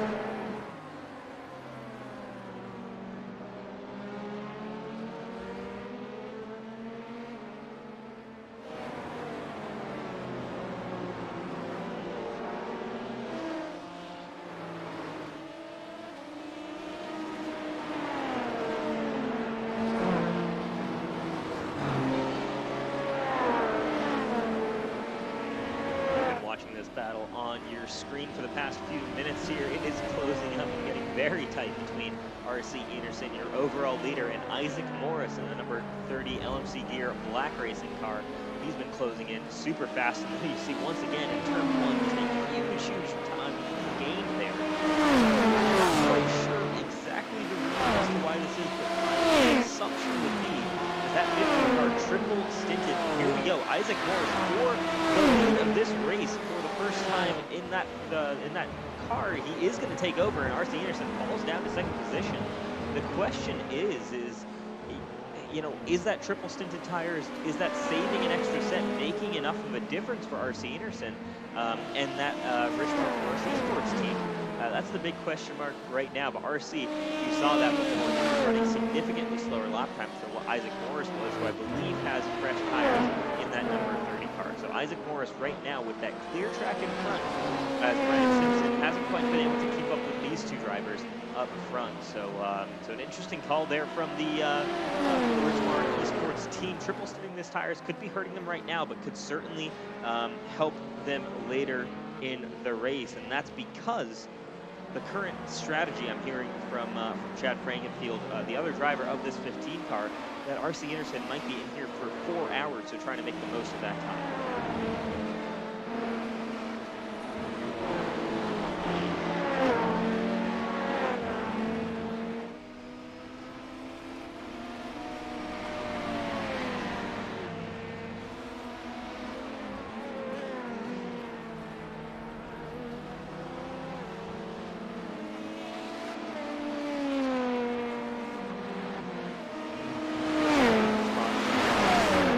Here throughout the field, gonna take a look and see what we can find throughout the GT Daytona class. We haven't really called them too much over the course of this event.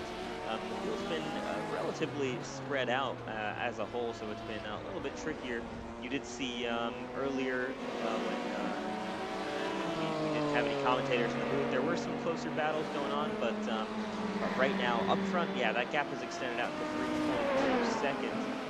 In the GT3 class, the lead is about 7.2 seconds for John Whitendorf in the Liquid Motorsports car. It has gone down as the Tiki Sim Sports driver of Benjamin Tucker has been closing slowly but surely in on that lead car, but still some work to do there. That's a 6.6 second lead between the two of those guys.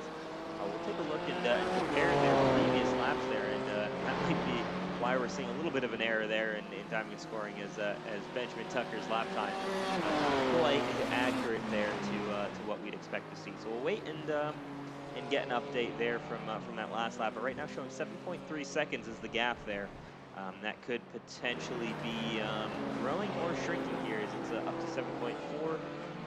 Looks like Benjamin Tucker right now just dealing with some lapped cars going around him there. Or some lapping cars, excuse me.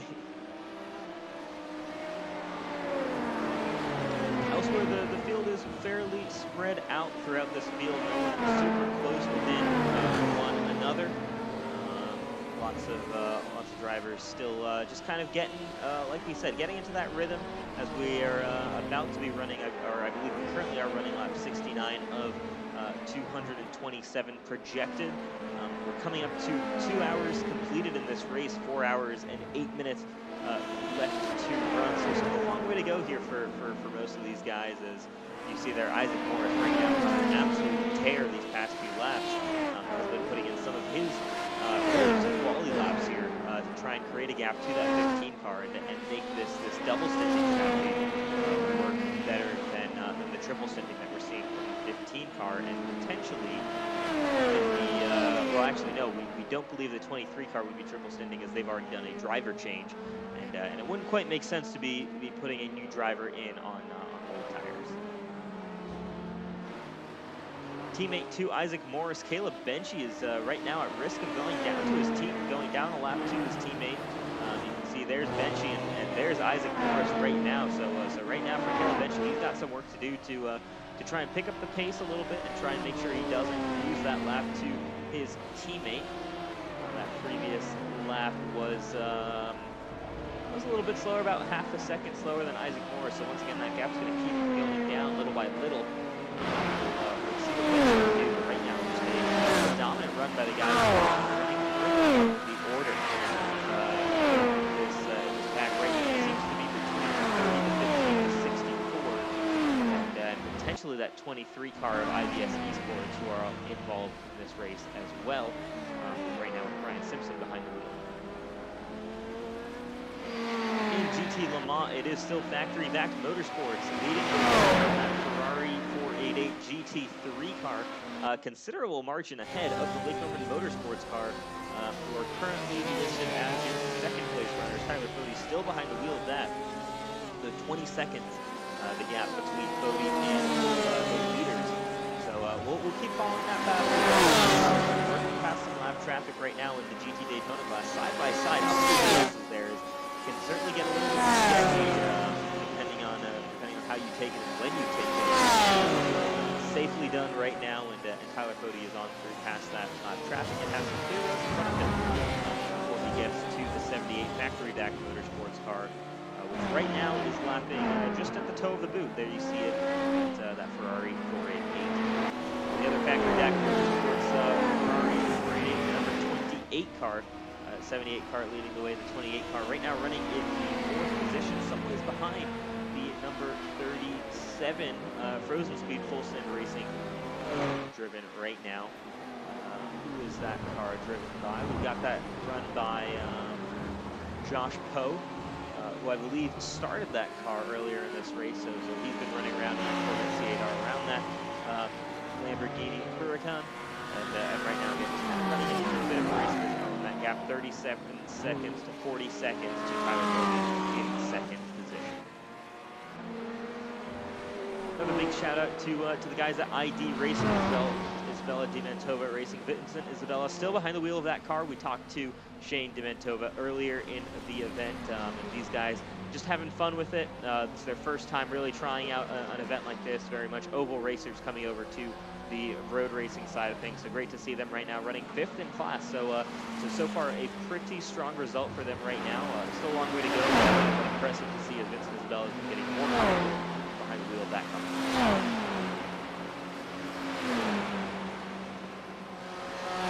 And of course, back into the GT Daytona class, it is still Lake Norman Motorsports. Up front, John Whitendorf has been fantastic behind the wheel of this BMW M4 GT3 prototype car. It's looked fast all throughout, and he's been doing a great job leading. Benjamin Tucker in that Tiki Sim Sports car, 8.2 seconds back. He's closer than some drivers have been in the past to this lead car, but the question is, can he close that gap, or is that going to remain pretty stagnant right now, about 8.3? We'll follow Benjamin Tucker in the Tiki Sim Sport car as we continue to go around this racetrack. And we'll keep an eye on the gap as well between him and John Whitendorf for the lead of the GT Daytona class. We'll be back with you guys in a bit.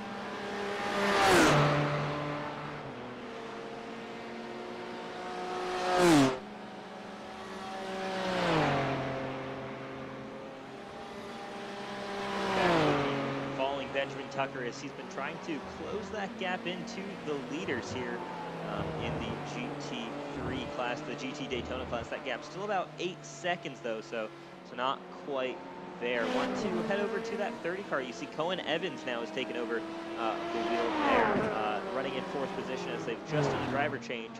And we do, in fact, have us joining us in the booth here, Isaac Morris. Isaac drove that number 30 car all the way up to the lead. What a great opening stint. Talk us through just how all of that went by. Two stints, am I correct in saying that? 3. 3, all right. And did you actually end up triple stinting those tires, or was it one double stint and then a single stint on those? No, it was all single stints on. So I took tires every pit stop. Oh wow, okay, all right. So that would explain the speed differential there, as we were actually talking to Richmar Flores, the 15 car RC Anderson, and they were actually triple stinting that set of tires. But yeah, talk us through that strategy decision and how the race has been going for you guys so far. It's going pretty good. Obviously, we're in like provisional or effective P1. We're just gonna wait for everyone to do their thing. But yeah, we're feeling really confident. Cohen's in the car. Cohen's got some pretty good pace, so yeah, when we could be looking at him expanding the gap a little bit. Overall, the car feels really nice. The setup's really good, and the track temps are being nice to us tonight. So, within all 50 plus degrees. Absolutely. I know it probably started out pretty warm earlier with the noon start time, but I'd imagine track temp's been going down pretty continuously as the day's been going on here, and making it a little bit easier as the run goes on.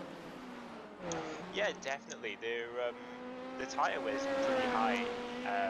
In general around here, especially on the left front, because it's a clockwise track, so there's more right-hand corners than there are left, so it's going to put a lot more strain on the left front. We couldn't find out like the perfect balance in the setup to take that away from the left front, because we were getting good wear on all the other tires, but the left front was like so bad. So this is a reason why we've triple stinted, and we figured as well triple stinted over 3 stints is a lot slower than taking tires, believe it or not, because like you have like that constant pace of being at full speed, whereas when your tires are going off, you got to nurse them big time, and just opted for the more strategy. Absolutely. Well, what seems to be making sense for you guys right now is that car has been an absolute rocket ship throughout the field, and 3 wide there up at the top of the S is a little bit of a hold your breath moment, but no worries there for Cohen Evans in the car. Talk us about how you guys ended up finding this event. You guys aren't typical members, I don't believe, of the Elite Racing Leagues, or not any race that I've covered before. So talk us, what brought you guys in here, and how's your experience been so far with some of these league guys that you've been racing with? So I've actually run the Mega 86 IndyCar league that Yaro, and I ran a couple of races there, and then some like personal stuff came up, so I had to drop out of the league, and it was a bit of a shame because there's such a large talent pool in this league. We had like RCN Edison in there, we had Robin Wiggins in for one race at Road America, I believe.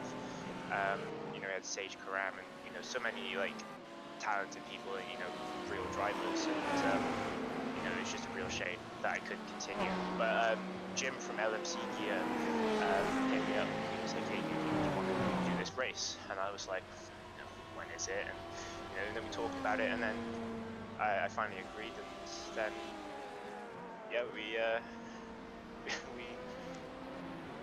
we just got on with practice, and here we are. Yeah, no, it's been fantastic having you guys here. Definitely, again, upping the game of this P2 field, and it's been such a scout field. Like you said, we had Robert Wiggins, R.C. Anderson earlier in this race leading the way. You guys have certainly picked up the pace and made your moves past, as you guys, I think, have taken over, or you're still running P3 right now, according to time and scoring, as they're still yet to make their next pit stops. But When can we expect to see you in the car next? Cohen obviously taking over. I'd expect for another 3 stints at least, and then what's the plan for you guys to finish off this race? To be honest, I don't know. Maybe Cohen does another 3 stints, and then I jump back in the car and do 3 stints to finish off the race. It's all going to depend on how Cohen feels with the car and what he wants to do.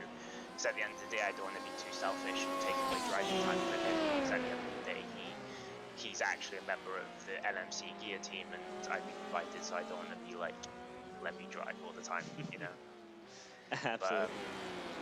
But yeah, we're gonna see how things are gonna go with me and Cohen now, and you know, we've got some good pace. I think Cohen's struggling to find his groove at the moment, but once he does, I think he'll be fine. And yeah, it's just gonna take a little bit of time for him. And it's good to see that one of the sister cars as well is sitting P4 at the moment as well, after some troubles that they had early on in the race. Yeah, just looking forward to the rest of the race. Just hope we can keep it clean. Yeah, absolutely. Well, thank you once again for joining us up here in the booth, Isaac, and best of luck to you guys. We'll see when we see you in the car next, or if not, a mega first stint there, and best of luck. Hey, thank you very much. We have Isaac Morris, driver of that number 30 LMCgear.com black racing car. Drove that car up to the front by taking fresh tires on each pit stop, and that was a big move. Right now, Cohen Evans behind the wheel of the number 30, and right now doing a fantastic job here, just kind of holding on and getting into a groove.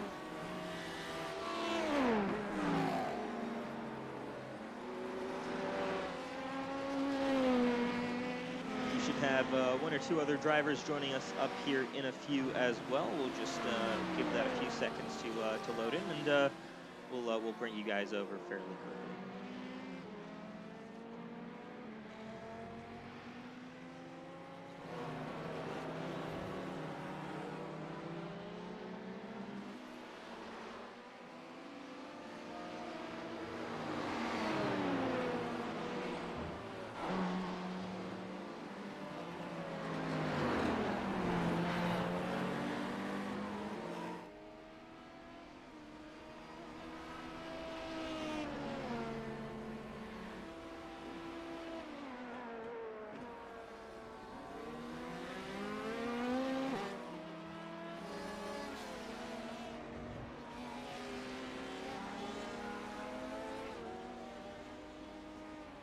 Looks like we've got Jim Herrick here joining us in the booth. Jim, currently shown as driving that 56 car. Is that correct, or correct me if I'm incorrect? Do you have a copy on us?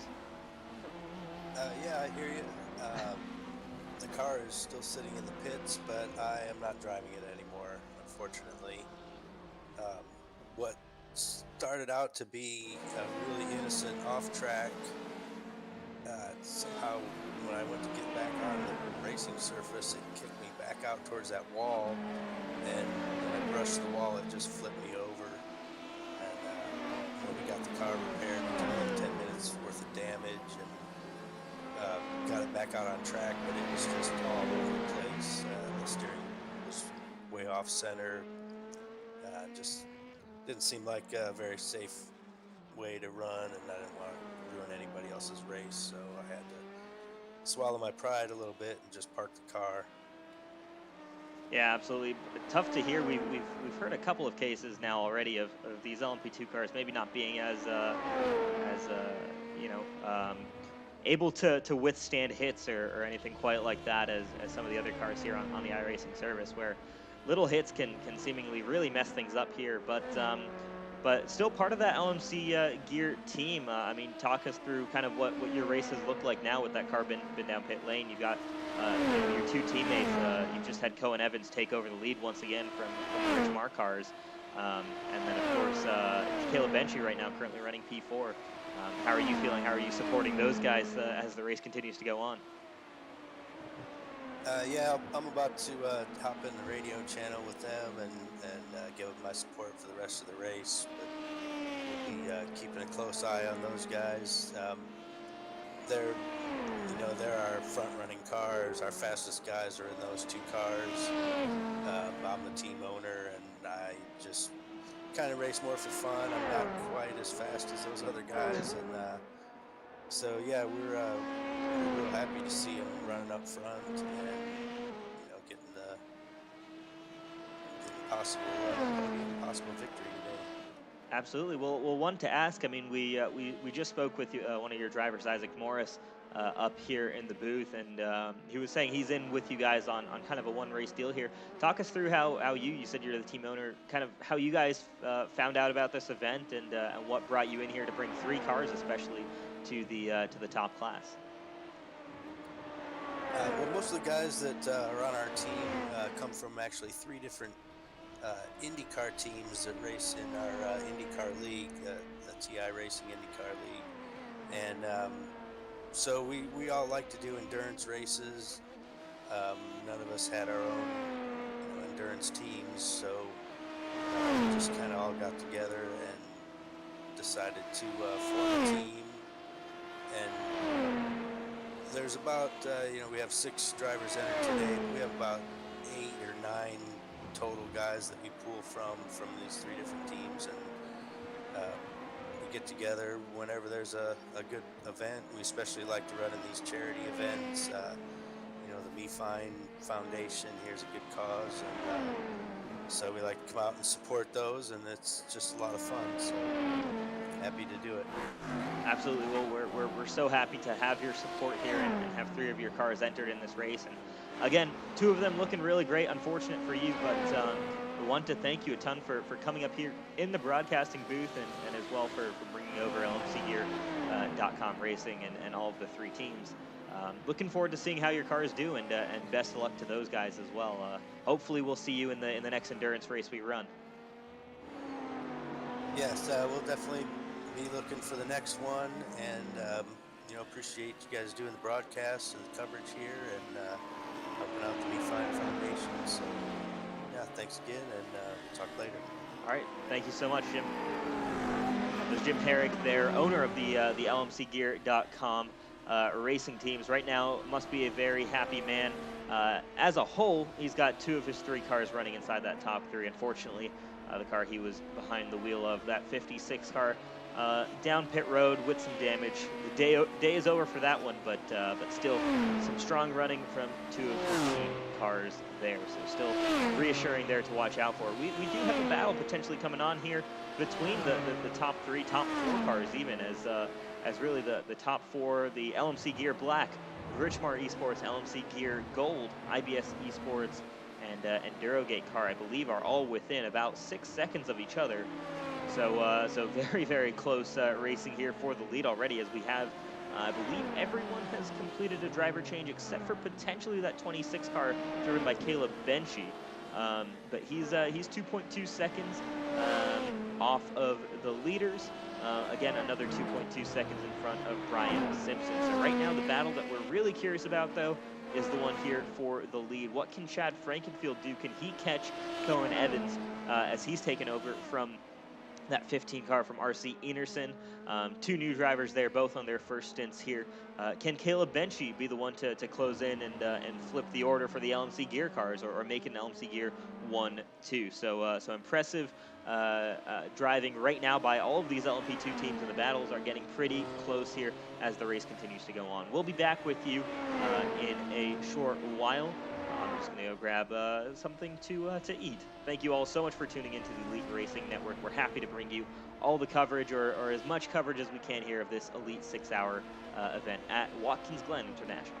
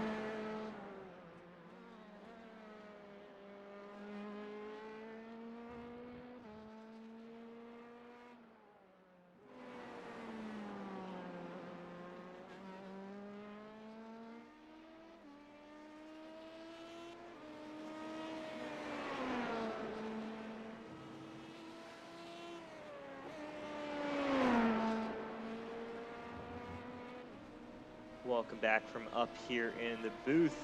Rishabh Khosla here, back with the call here, and just a quick little interview that we'll have with one of our drivers who just came out from a previous stint.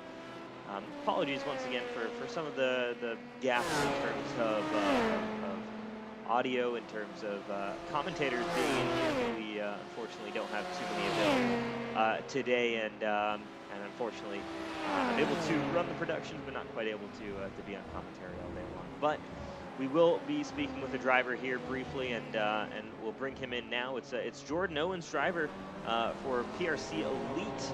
I believe I'm correct in saying that. PRC Elite Endurance, the number 24 car, right now running in the second place in GT Daytona. Jordan, do you have a copy? Yeah, Rish, I'm here. Hey, Jordan, great 2-hour stint. You just got out of the car there. Talk us through how it felt and what what the plan is from here on out, just past the halfway point in this race. Well, we had a great start. Originally, Thomas was going to do 2 hours straight, and then I was going to get in for 3, but we're kind of calling audibles here as we go. But so far so good. The track's pretty slick right now, so it's a little loose. Traffic was really bad the first hour of my stint, but attrition is starting to take effect here, so it was a little bit cleaner in the second hour. So all in all, we're pretty happy. Can't really complain. Just trying to keep it all 4 wheels on the pavement. Absolutely. Well, seems to be going pretty well for you guys so far. Like I said, running in the second position there in your Lamborghini Evo. What's the transition been like? Obviously, you're more familiar probably with the Cup cars, Xfinity, and truck cars that we drive normally in the elite racing leagues, as well as going from oval racing as well. So talk us through what the transition's been like, what you and Thomas have been working on here to get into this position. This race has been going pretty well for you guys. Yeah, it's pretty funny. I'm so used to driving those teams on the courses. This is like a dream come true. I grew up playing Gran Turismo and Forza pretty much, all my life, so I'm used to sports cars. And about 6 weeks ago, I just hit Thomas up and I was like, "Hey man, if you trust me, I'll put in the practice and get within a second of it, make it worth your time."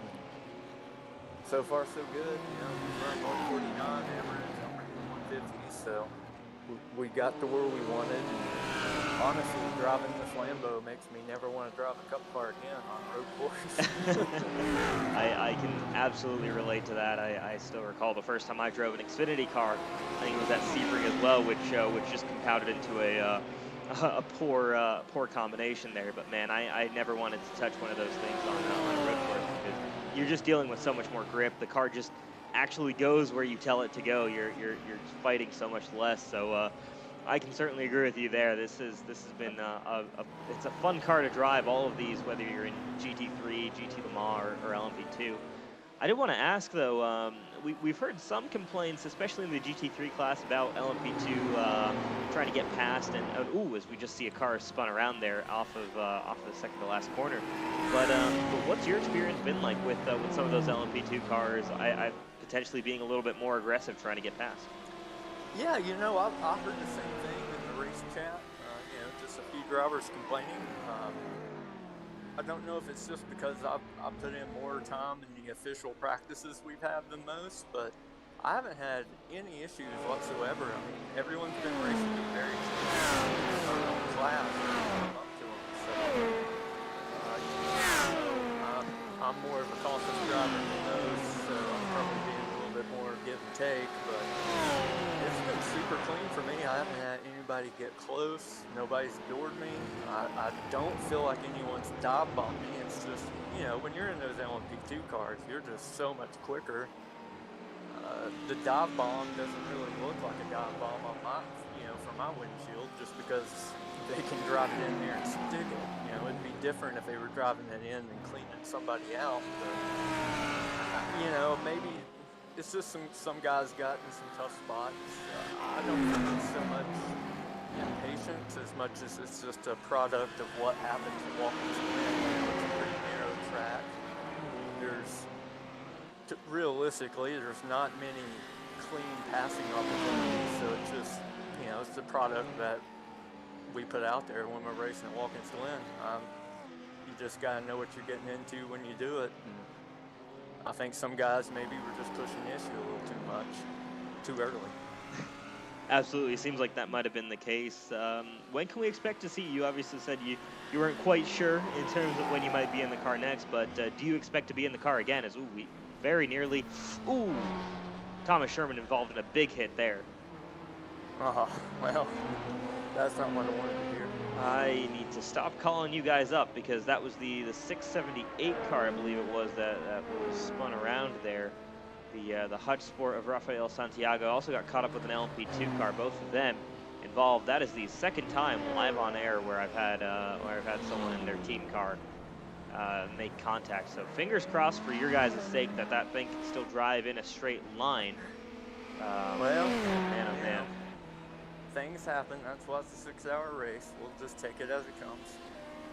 Absolutely. I'll let you go and talk to Thomas and kind of figure out the damage situation there, man. We'll appreciate you coming up into the broadcast booth, but best of luck there, and hopefully we're seeing you back on track soon. All right, Rich. I appreciate it. You take care in the booth. All right. See you, Jordan. Bye. Oh man, that is the second time we've had the commentator's curse seem to appear here at the 6 hours. Man, oh man, a very interesting situation there with the, I think it was an LMP2 and a GT3 car, so kind of off of that discussion we were just happening. We're not quite sure what the situation was there with how this current lobby is set up, and especially our timing and scoring is set up. We're not able to bring you guys the replays that we normally would be able to, but hopefully we can hear from the likes of Rafael Santiago or the LMP2 car who is involved in that, or anybody who might have seen that situation in the chat or on the racetrack. So apologies again, but yeah, man, oh man, this race, the attrition is starting to play a factor for sure. We're I think 2.5 hours to go if I pull up my existing timing and scoring. Yeah, 2 hours 40 minutes to go left in this race. Thomas Sherman looks like he's been sitting on pit road for a little while here, so that might be the end of the day for that 24 car after such a strong run. Man, oh man, apologies as well to anybody who I've brought up in the past and is now struggling because of the commentator's curse. So we try our best here not to have too much of an influence in the race, but you know, you can't prevent some things from happening. 2 hours and 40 minutes to go in this motor race. It is the Richmar Esports Dallara P217 P217 of Chad Frankenfield leading the way here over the IBS Esports car of Brian Simpson and LMC Gear Gold Racing car of LMC Gold Gear Black Racing car of Cohen Evans, turning head of Alexander Van Sant. We'll be back with you guys for some other interviews later on in the event. We'll keep an eye out on that 24 car, that PRC Elite Endurance car, but he's dropped down to 5th position. Thomas Sherman has been on pit road now for the past 2 minutes, it looks like, so not looking too great for those guys who are having such a great run up to that point.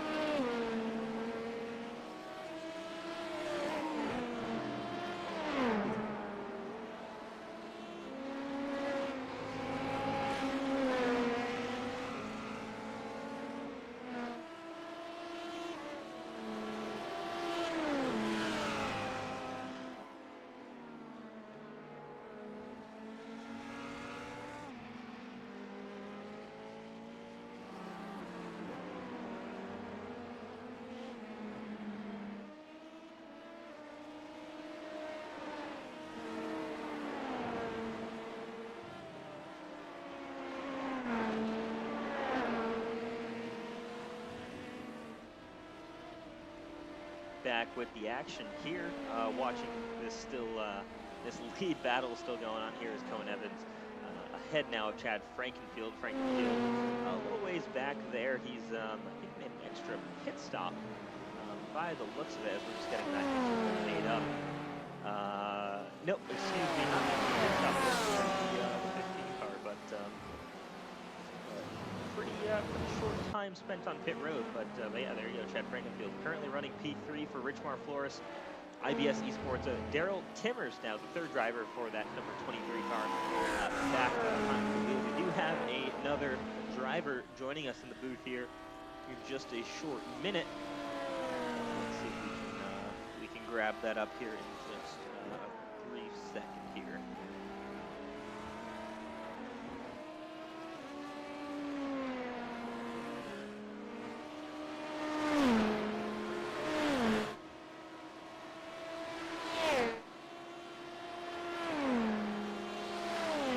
Now up in the broadcasting booth by Ethan Reisner. Ethan, do you have a copy? Yes, sir. All right, Ethan, how have things been going for you running in the GT Le Mans class? Is that correct? With Racing Point Lima? Yes, I'm running with Jared Rexing.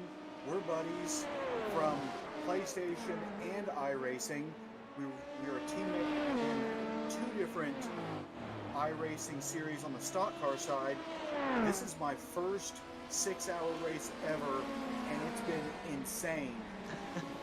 Talk us through what's made this race so insane that makes you say that.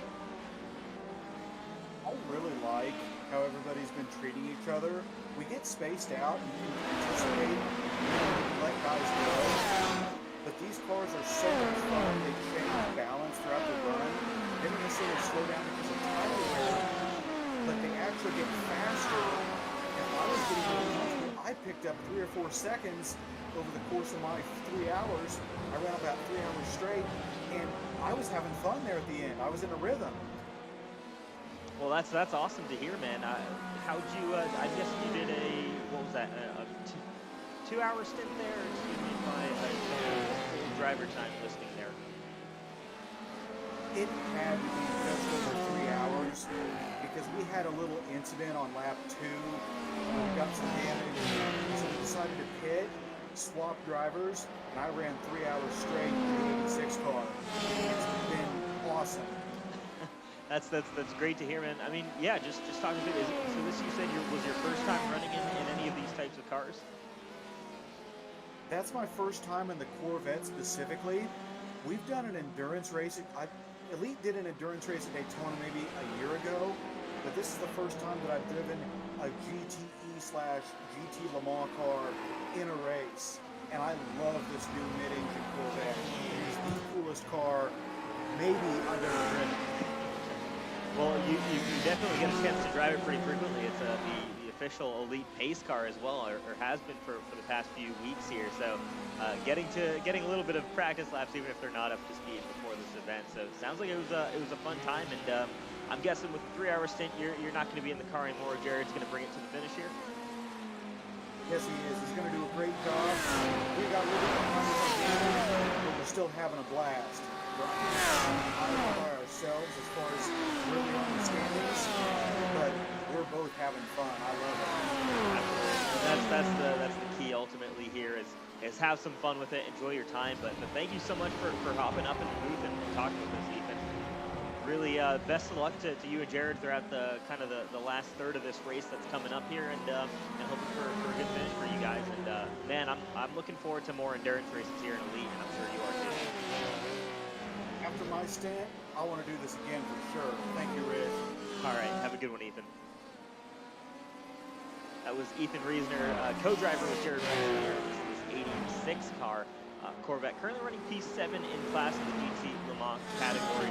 A bit of an up and down day for them as a whole, but having a lot of fun behind the wheel. And I think that's kind of the general consensus that we hear from a lot of the guys who are coming over from the stock cars, is just how much grip you're able to play with. And this is nice for me. You know, I kind of did the opposite there, where I moved over from GT and LMP racing into stock cars, and I struggled immensely, especially on these road courses where you're having to relearn so many things. It's an easier adjustment to go from a car with less grip to one with more than it is to go the other way around. And it's great to hear this. These guys are really enjoying themselves. The cornering speeds, the late braking, you're really throwing the car in, and you're pushing your physical limits more than you are the car's limits, which for me is so much more interesting and so much more intriguing to figure out. Because I think there is so much more of a difference that the driver can make in that aspect. They're the limiting factor. The car can go much faster than the driver. So it's incredible to hear that. And Jared Rexing right now racing strong here in last lap, looking really good in that number 86 Corvette V8. Big shout out to this team, and yeah, great job by them, and we'll keep an eye on their progress as well.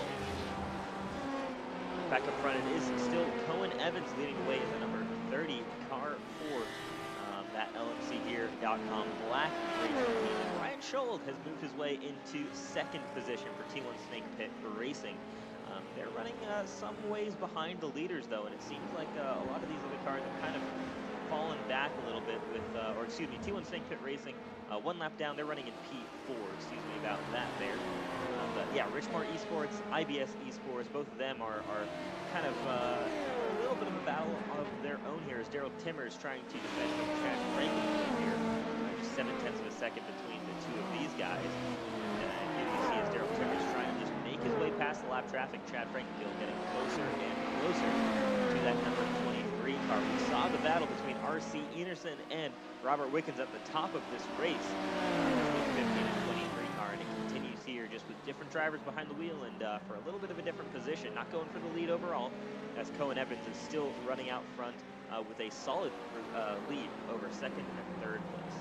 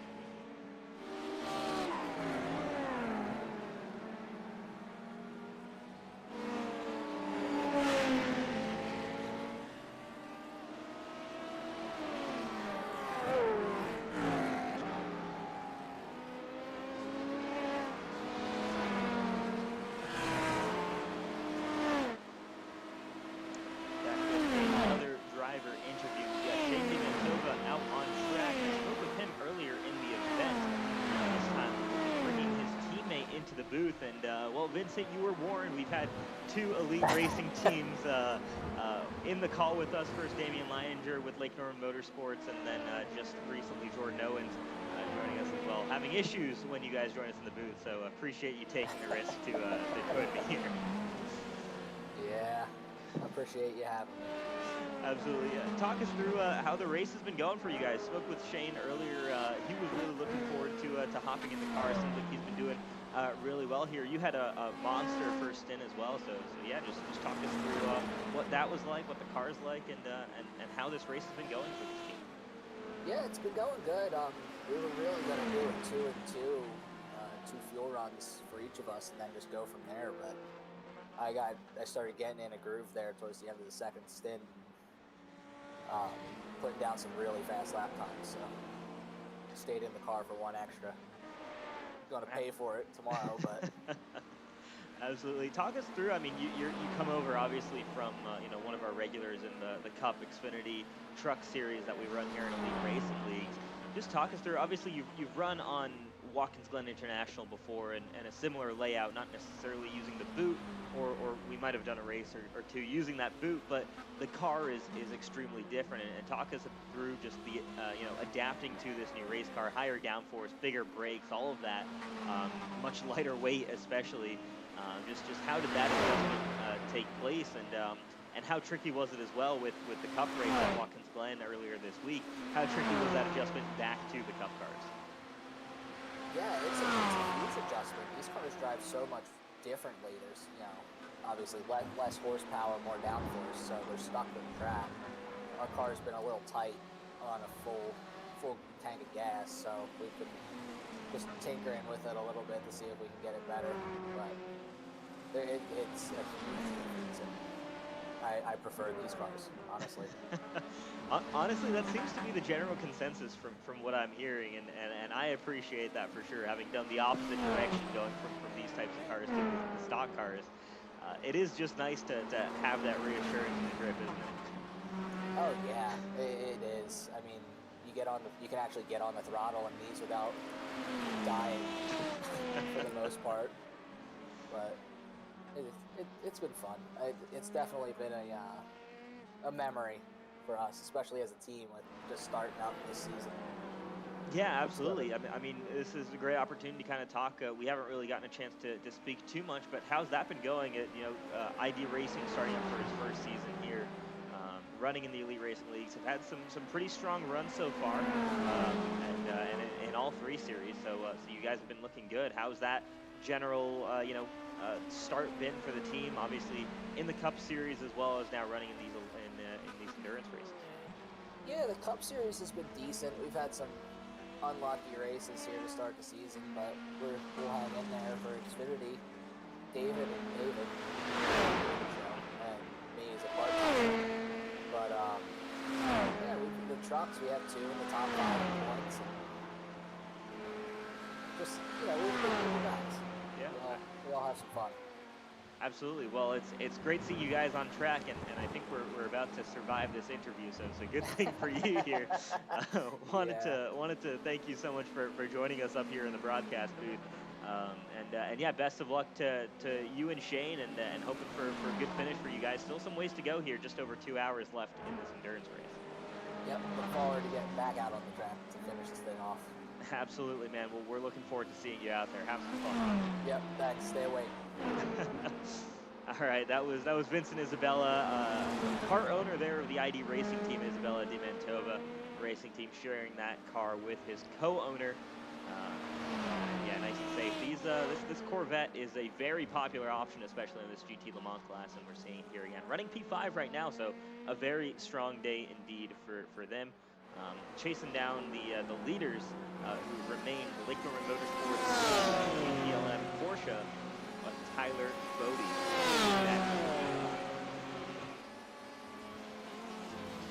We'll do some peeking around, see if we can find some close on-track battles, and be back with you guys. We have some other drivers to speak with. Thank you all so much for tuning into the Elite Racing Network.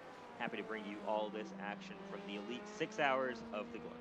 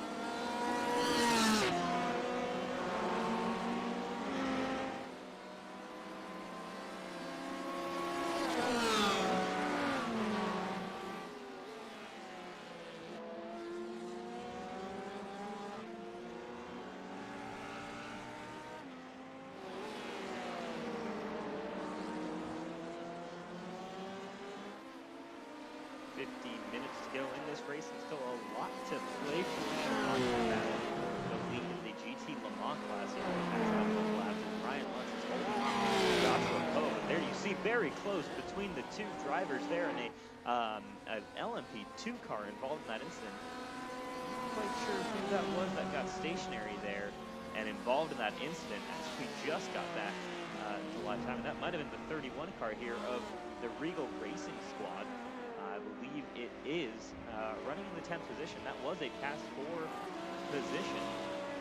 Regal Racing car back on track and in back up front between the two leaders in GT Le Mans. It is about to go down because Joshua is looking for a way past Ryan Lutz. He's got that inside line into the bus stop chicane. He's got it. Ryan Lutz with a little bit of an aggressive move there through the final corner is now going to lose out on that lead position that the Lake Norman Motorsports GT Le Mans team has been holding on to for the majority of this race so far. So still some ways to go here. 49 minutes on the clock currently.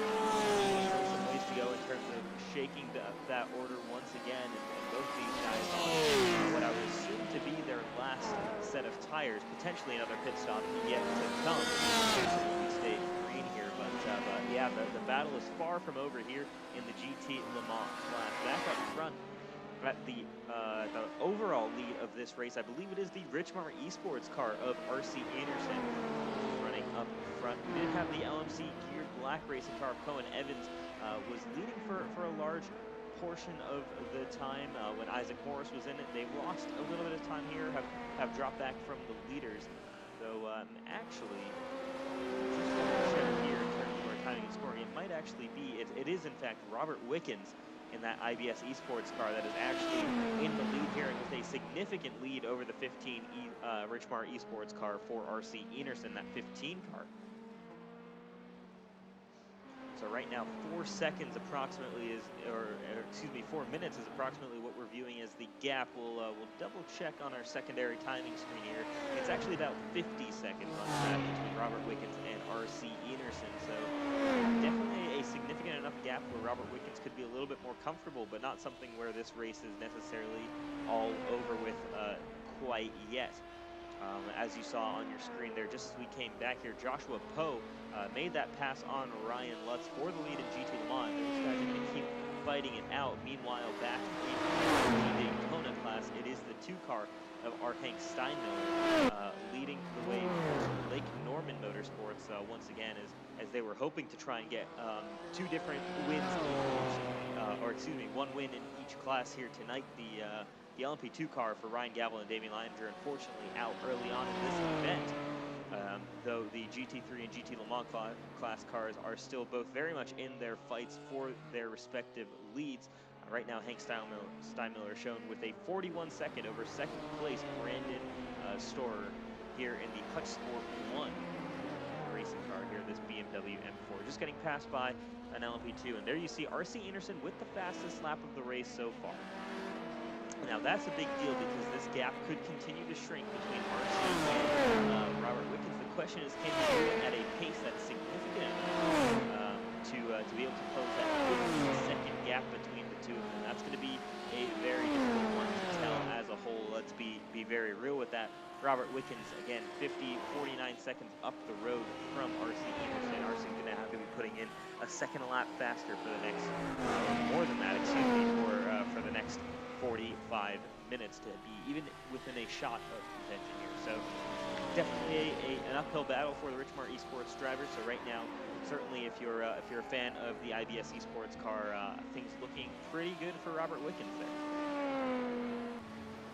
Battle in GT Le Mans, Brian Lutz has lost a little bit of time here to Joshua Poe, excuse me. So he'll be hoping to recover that gap, and is now extended out to 3 seconds. Haven't had too many super close battles on track. We've tried to give them to you guys as much as possible as the racing has continued on. Though, of course, with 45 minutes left in this race, we expect things to potentially start heating up in any kind of battles close on the field. The 6th place car here of the 7th place car of LMCgear.com Gold Racing. Both of them have fallen off a little bit here. about 8-9 seconds off of the 29 car in 6th place at 69 Motorsports. With the Elms and here on Black Racing car still running in 3rd position at the wheel.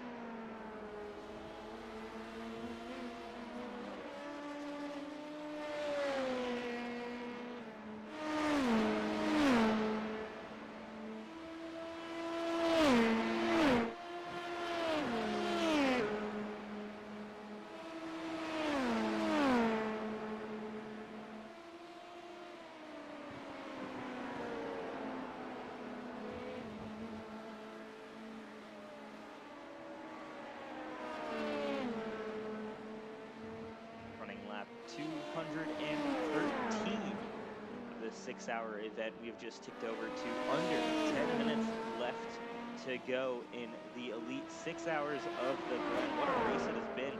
Lots of ups and downs for various teams, taking over and various drivers throughout the field. It has been an absolutely intriguing race to follow, and for those of you who have been with us for the entire event, we want to thank you all so much from the bottom of our hearts. Right now, you're looking at your overall leader. That's Robert Wickens in the IBS Esports, Delara P217. Robert Wickens stepped back into the car, brought this car back up to the lead, and since then, Richmar Florist Esport driver RC Anderson, we saw he had some pretty solid lap time underneath him early in the stint, but hasn't quite been able to close the gap like he would have liked. He's still sitting about 55 seconds back from the IBS Esports car, Robert Wickens. It would take something pretty extraordinary for that to change here, or a pretty significant issue for Wickens to lose that lead for the time being. Over in GT Le Mans, just cracking into the overall top 10 is the Lake Norman Motorsports GT Le Mans car driven by Ryan Lutz. Started the race by Tyler Fody. We've seen time and time again how those two have worked in the NASCAR Cup Series, though this time teaming up to drive a Porsche 911 RSR, and right now doing a fantastic job at pulling off this race result with a solid gap to second place in Classic Frozen Speed. Full Send Racing Oval Boys. You can see Joshua Poe trying to chase down that number 940 car, but right now showing us 45 seconds back from the leader in GT Le Mans. Looking unlikely. It's a similar situation that we saw with RC Anderson versus Robert Wickens, where that leader might just be a little bit too far out of touch, barring any kind of extreme circumstances here in the final 10 minutes. Finally, moving over to the GT Daytona class, it's once again Lake Norman Motorsports leading the way in that class. Hank Steinmiller is currently leading the way in that number 2 machine, that BMW GT3 second place. Brandon Storer. It looks like he's close on track, but that is actually 1 lap lead for the Lake Norman Motorsports team. So they right now are sitting very, very clean making sure that they are able to make it to the finish line here ahead of any of their competitors. They've got the largest lead over second place in any of the 3 categories. Right now we've got about, I want to say 26 or 27 cars running on track right now. So from our original 37 who started this event, definitely have lost some competitors through attrition. You've seen some of the incidents on your screen, and some of them, of course, we weren't quite able to get to you. However, it was still, it's still been an extremely intriguing race to follow. Lots of different strategies have played out, and obviously they've all come to meet at this point where everybody's on the same tire and fuel strategies. There have obviously been a number of incidents there with definitely some complaints that we've talked about, where LMP2 cars potentially being a bit aggressive, or we've seen some GT3 cars actually disqualified from the event for some behaviors as well. So it certainly hasn't been the cleanest race for everybody, but at the end of the day, that's a large part of endurance racing, is keeping your car on the track for the entirety of the event to make sure you're able to be there at the end to fight for the victory, whether it's in class or overall. I wanted to give a big thank you to all of the drivers who joined me in the broadcast booth up here. Apologies that we couldn't have commentary for you all continuously throughout this event. Just simply was not possible with the timeline of this and with the availability of the existing Elite Racing Network broadcasters. However, we do appreciate you all for hanging in there, and I do apologize for myself. Hop in every now and then to cover the race that we have underway, as well as the timing glitches that we've had. There's certainly been this has been a pretty straightforward broadcast, but again, really appreciate you all hanging in there.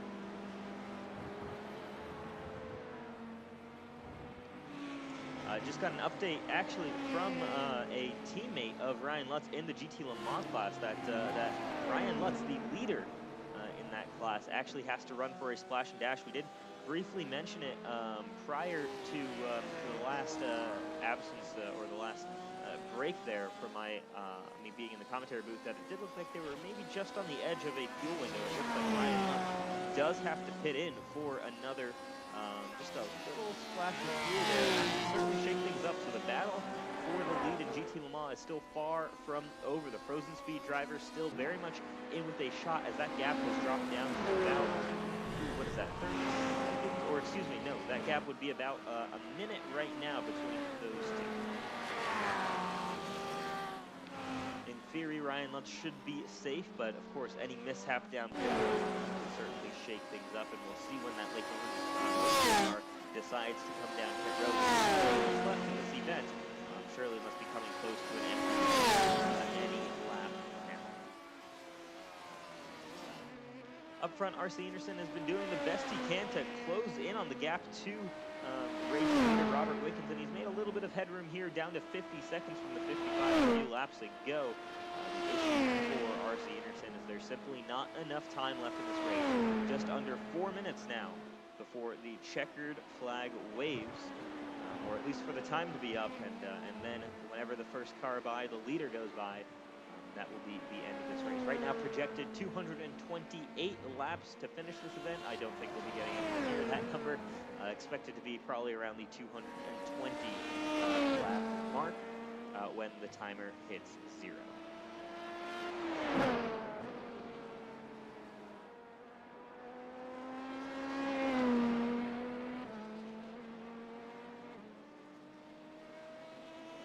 We hope to have all of our race winners, each class winner, joining us up here in the broadcast booth shortly after the end of this race, to get a chance to speak with a lot of them and obviously get their thoughts on the event here today. The first major endurance race really that we've had here in Elite Racing League's multi-class endurance race using the modern IMSA classes, now that it's possible to do so with the new LMP2 being added, and of course some of the new GT Le Mans, GT3 cars all being added into this race. Robert Wickens crosses the line with 2 minutes and 30 seconds on the clock. So probably 2 or 3 more laps here to be completed. This number 23 car has looked very strong, especially with Wickens behind the wheel, but he's had 2 other teammates to help him throughout the event to make sure that car stayed on track, to make sure that car was up front.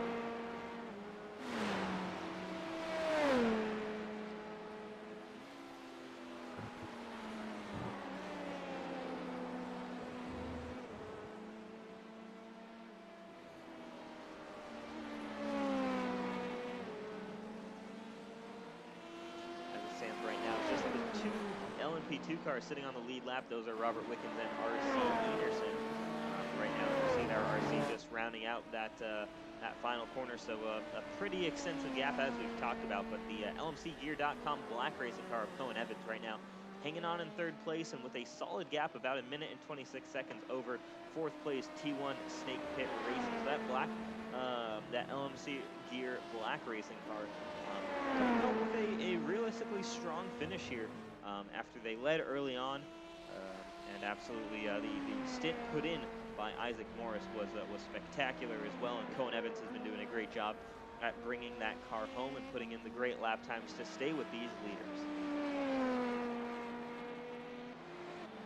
Big shout out, we also spoke with some of the boys at Factory Backed Motorsport. They threw in 3 different cars in the GT Le Mans class, as well as 1 car in the GT Daytona class. Right now, both Factory Backed Motorsports cars sitting 3rd and 4th in GT Le Mans. The Factory Backed GT Daytona car, the number 27 car right now, running P6 in GT Daytona as it stands. Like I said, attrition field race, we've lost about 10 cars here overall. But it has not been straightforward at all. One of the great things to hear is just how much some of the drivers have been enjoying this event. All the drivers who come up into the broadcast, even with their days ending potentially earlier than they might have hoped, still with very positive reviews for this whole format. So hopefully a sign of things to come here in the Elite Racing Leagues, more endurance-esque racing to come. Only hope. I certainly enjoy bringing you the action here, and hopefully in the future can have someone here joining me in the booth to help bring you guys the excitement here in the Elite Racing Leagues and all the racing on track now we've been seeing here today. final lap. The white flag has waved for the leader, Robert Wickens, as he is about to round the final couple of corners. Here goes into the semifinal corner. The time is up here for the 6 hours of the Glen. I believe actually, because the time is up, this will be the checkered flag. And so here he comes, Robert Wickens, flashing the light, winding his way down the front straightaway. Robert Wickens victorious overall here at the elite 6 hours of the Glen. Over in GT Le Mans, it's been Ryan Lutz holding on so far, and he's got just a 20-second lead over the 37 car for Frozen Speed, but right now looking pretty solid here. And it is going to be around the final 2 corners. Ryan Lutz bringing that Lake Norman Motorsports GT Le Mans car home for victory for Lake Norman Motorsports. Leading across the finish line there, and then finally one more car to bring it home. It is going to be the GT3 leader. That's Hank Steinmiller, again for Lake Norman Motorsports in the 2 classes that the Lake Norman Motorsports cars finished. Looks like they're about to finish, or about to win both of those classes that they finished there. A close call there with one of those Corvette C8Rs, but our Hank Steinmiller brings it across the line, and it's Lake Norman Motorsports, victorious in GT Daytona, victorious in GT Le Mans. IBS Esports victorious overall and in LMP2. What a fantastic race there. Just a great finishing order there overall. We'll bring you guys the overall finishing results here. As you see there, Robert Wickens with the win there, bringing the car across the line for IBS Esports. RC Anderson with Chad Frankenfield, both of them doing a fantastic job to bring that 15 car in second position.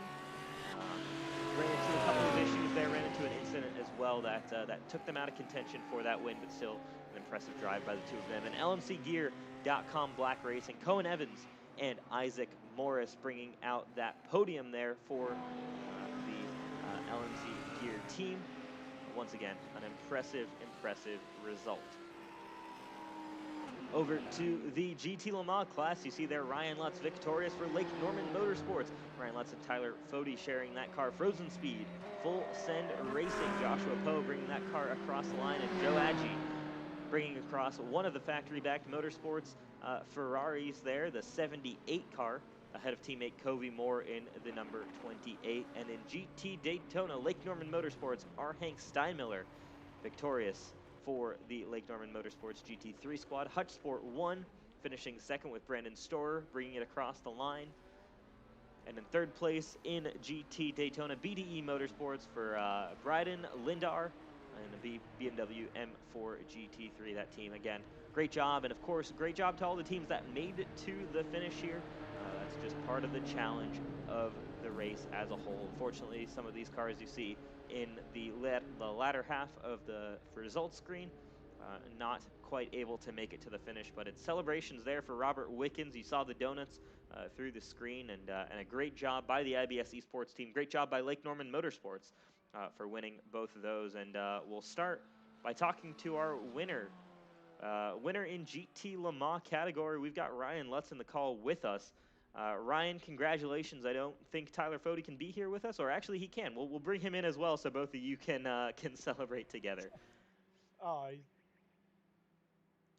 let's bring him in here. Okay. Yeah, we got Tyler. Boys, congratulations, man. What a race there. Close on fuel there at the end, Ryan, but Tyler, a monster first stint, and Ryan doing a great job at holding on to that lead and bringing it home for the win. How does this one feel? It feels pretty good, man. I know he had an awesome first stint and definitely put us out to a pretty big lead there. And my job was just to go there and hold off the rest of the field. And we were really close on fuel. We were real nervous, but somehow Fody worked the numbers and crunched the right numbers in the calculator. We were able to get it done. Man, Tyler, talk us through that first stint you had there. I mean, just super great job there, keeping the car clean, and that pace really started coming to you as the run went on. Maybe didn't quite have it for some of the leaders early on, but towards the end there, you were one of the fastest, if not the fastest, GTLM cars on track. Yeah, dude, it was insane.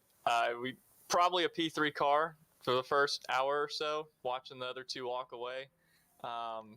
But no, they ran into incidents, wrecks, damage, whatever it was. And once I started getting a feel for it, we started putting in the laps. Yeah, it was all coming to us. Strategy played a big part of it, but the overall pace between the two of us, I think, is what got it done in the end. Absolutely, and I did want to ask, for you guys normally used to being competitors on the track in whatever NASCAR series we typically run, but this time now working together, making it to the end. How does this one feel? How was the dynamic in the car over the course of the 6 hours? Feels you can go. It was great, man. It was a pretty fun time too between all of us, the whole team and the three cars. But yeah, no, it was a real fun time.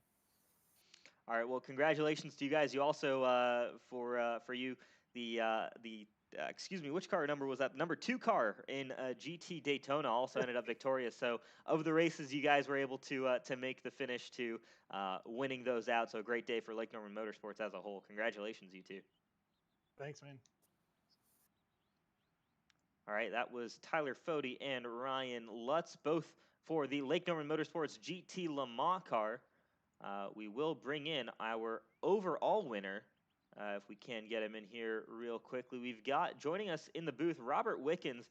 Robert, I don't know if you have any of your teammates joining you here for the end celebrations, but first of all, congratulations, man! What a great final stint there to bring that number 23 car to victory lane.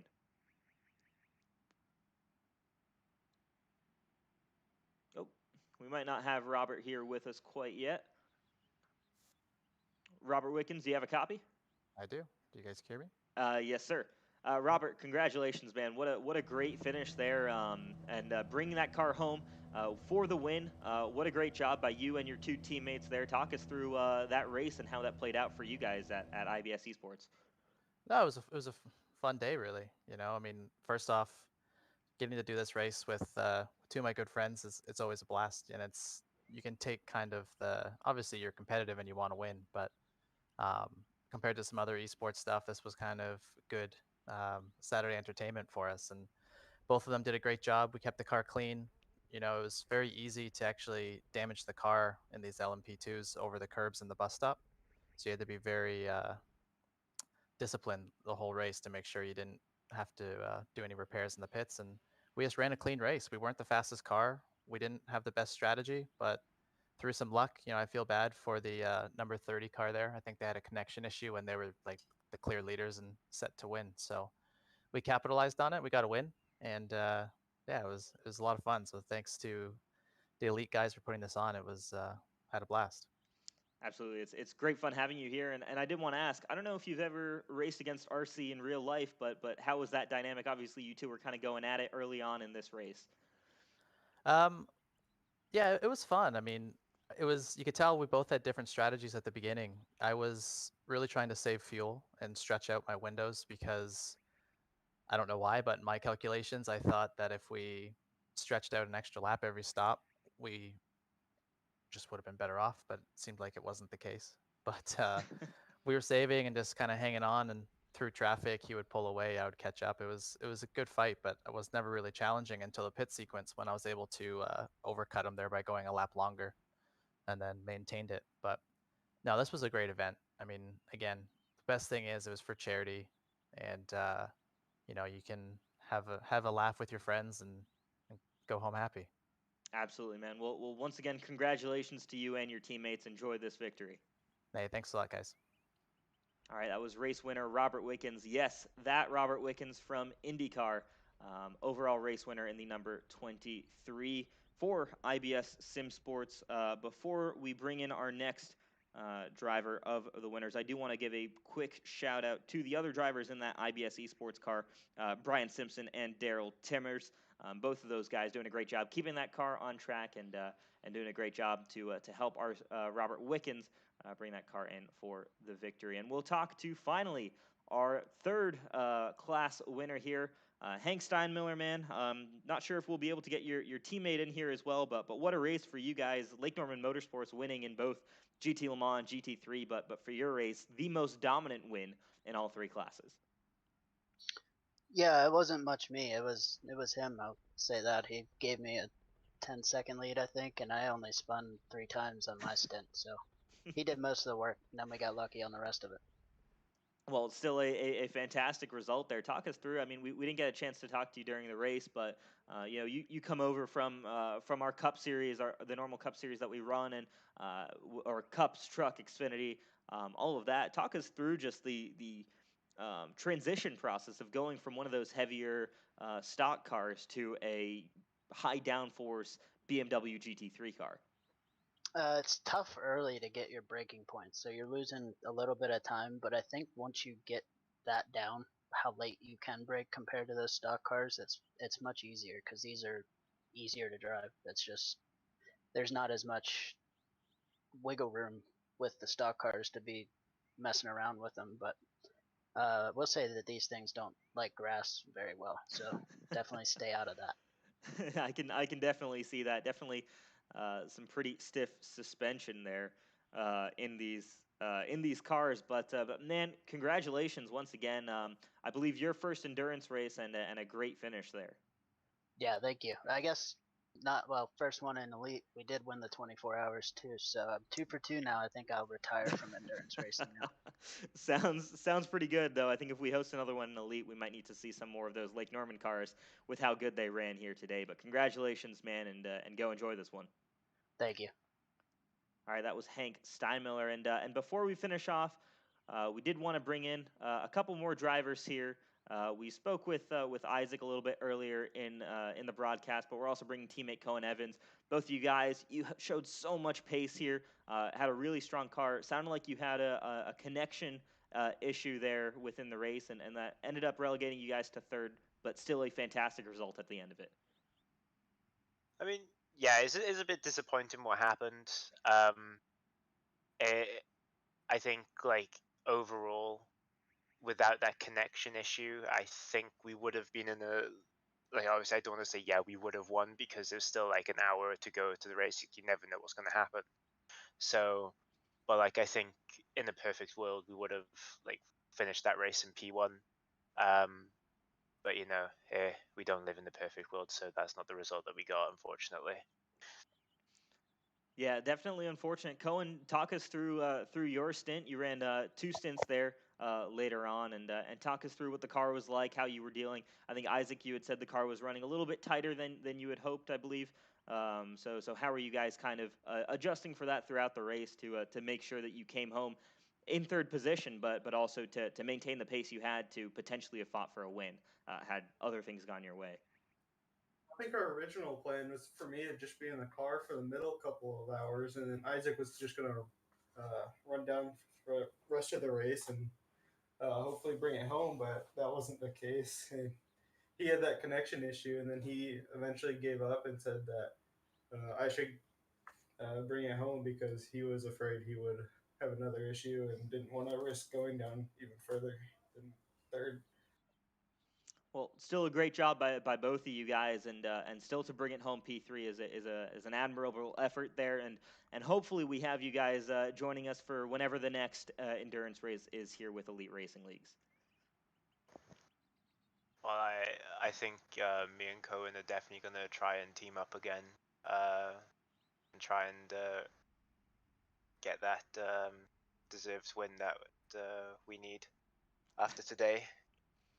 Absolutely.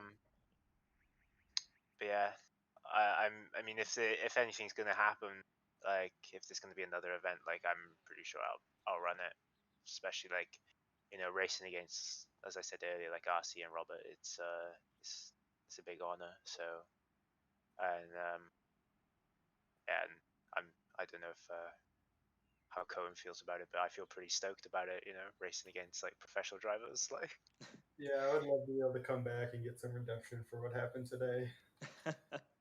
I like that. We've already got storylines coming into whenever our next event is, but still a really great job by you guys. You made that LMCgear.com car known on track, and looking forward to seeing you guys in the next event. Thank you. Just quickly before we go, I would like to just give a quick shout out to Jim, who got us all together for this, and he owns LMC Gear. And also just want to shout out Sunset Arctic Games for being our main sponsor, and Happy Trails Chili Mix as well. All the sponsors on the car tonight were helping us, so yeah, I just want to give a big shout out to them. Awesome. Well, thank you guys so much for hopping in here at the end of the race, and go get some rest. It was a long one. Thank you, man. All right, those were your second place finishers there, Isaac Morris and Cohen. Excuse me. Isaac Morris and Cohen Evans there for the LMCgear.com Black Racing. That's it from me here for this event. Once again, apologies earlier on for some of the issues we had with the broadcast, but hopefully those of you who stuck around for the majority of it were able to enjoy the event as a whole. And man, what great racing we saw here! What great drivers we saw taking part. And at the end, it was IBS Esports with Robert Wickens winning in the LMP2 class, winning overall. It was Lake Norman Motorsports winning in GT Le Mans, and Lake Norman Motorsports again winning in GT Daytona. I've been Rishav Khosla, producing and commentating for you guys today, and another big thank you and shout out to the drivers who joined me and helped keep things interesting during the broadcast tonight. But with that being said, that's all from me, and have a good night to everybody. Cannot wait to be covering or potentially even racing in the next Elite Endurance race. But this has been the Elite 6 Hours of the Glen, the charity race with all of the funds going towards cancer funding. And once again, thank you all so much for watching, and have a good night.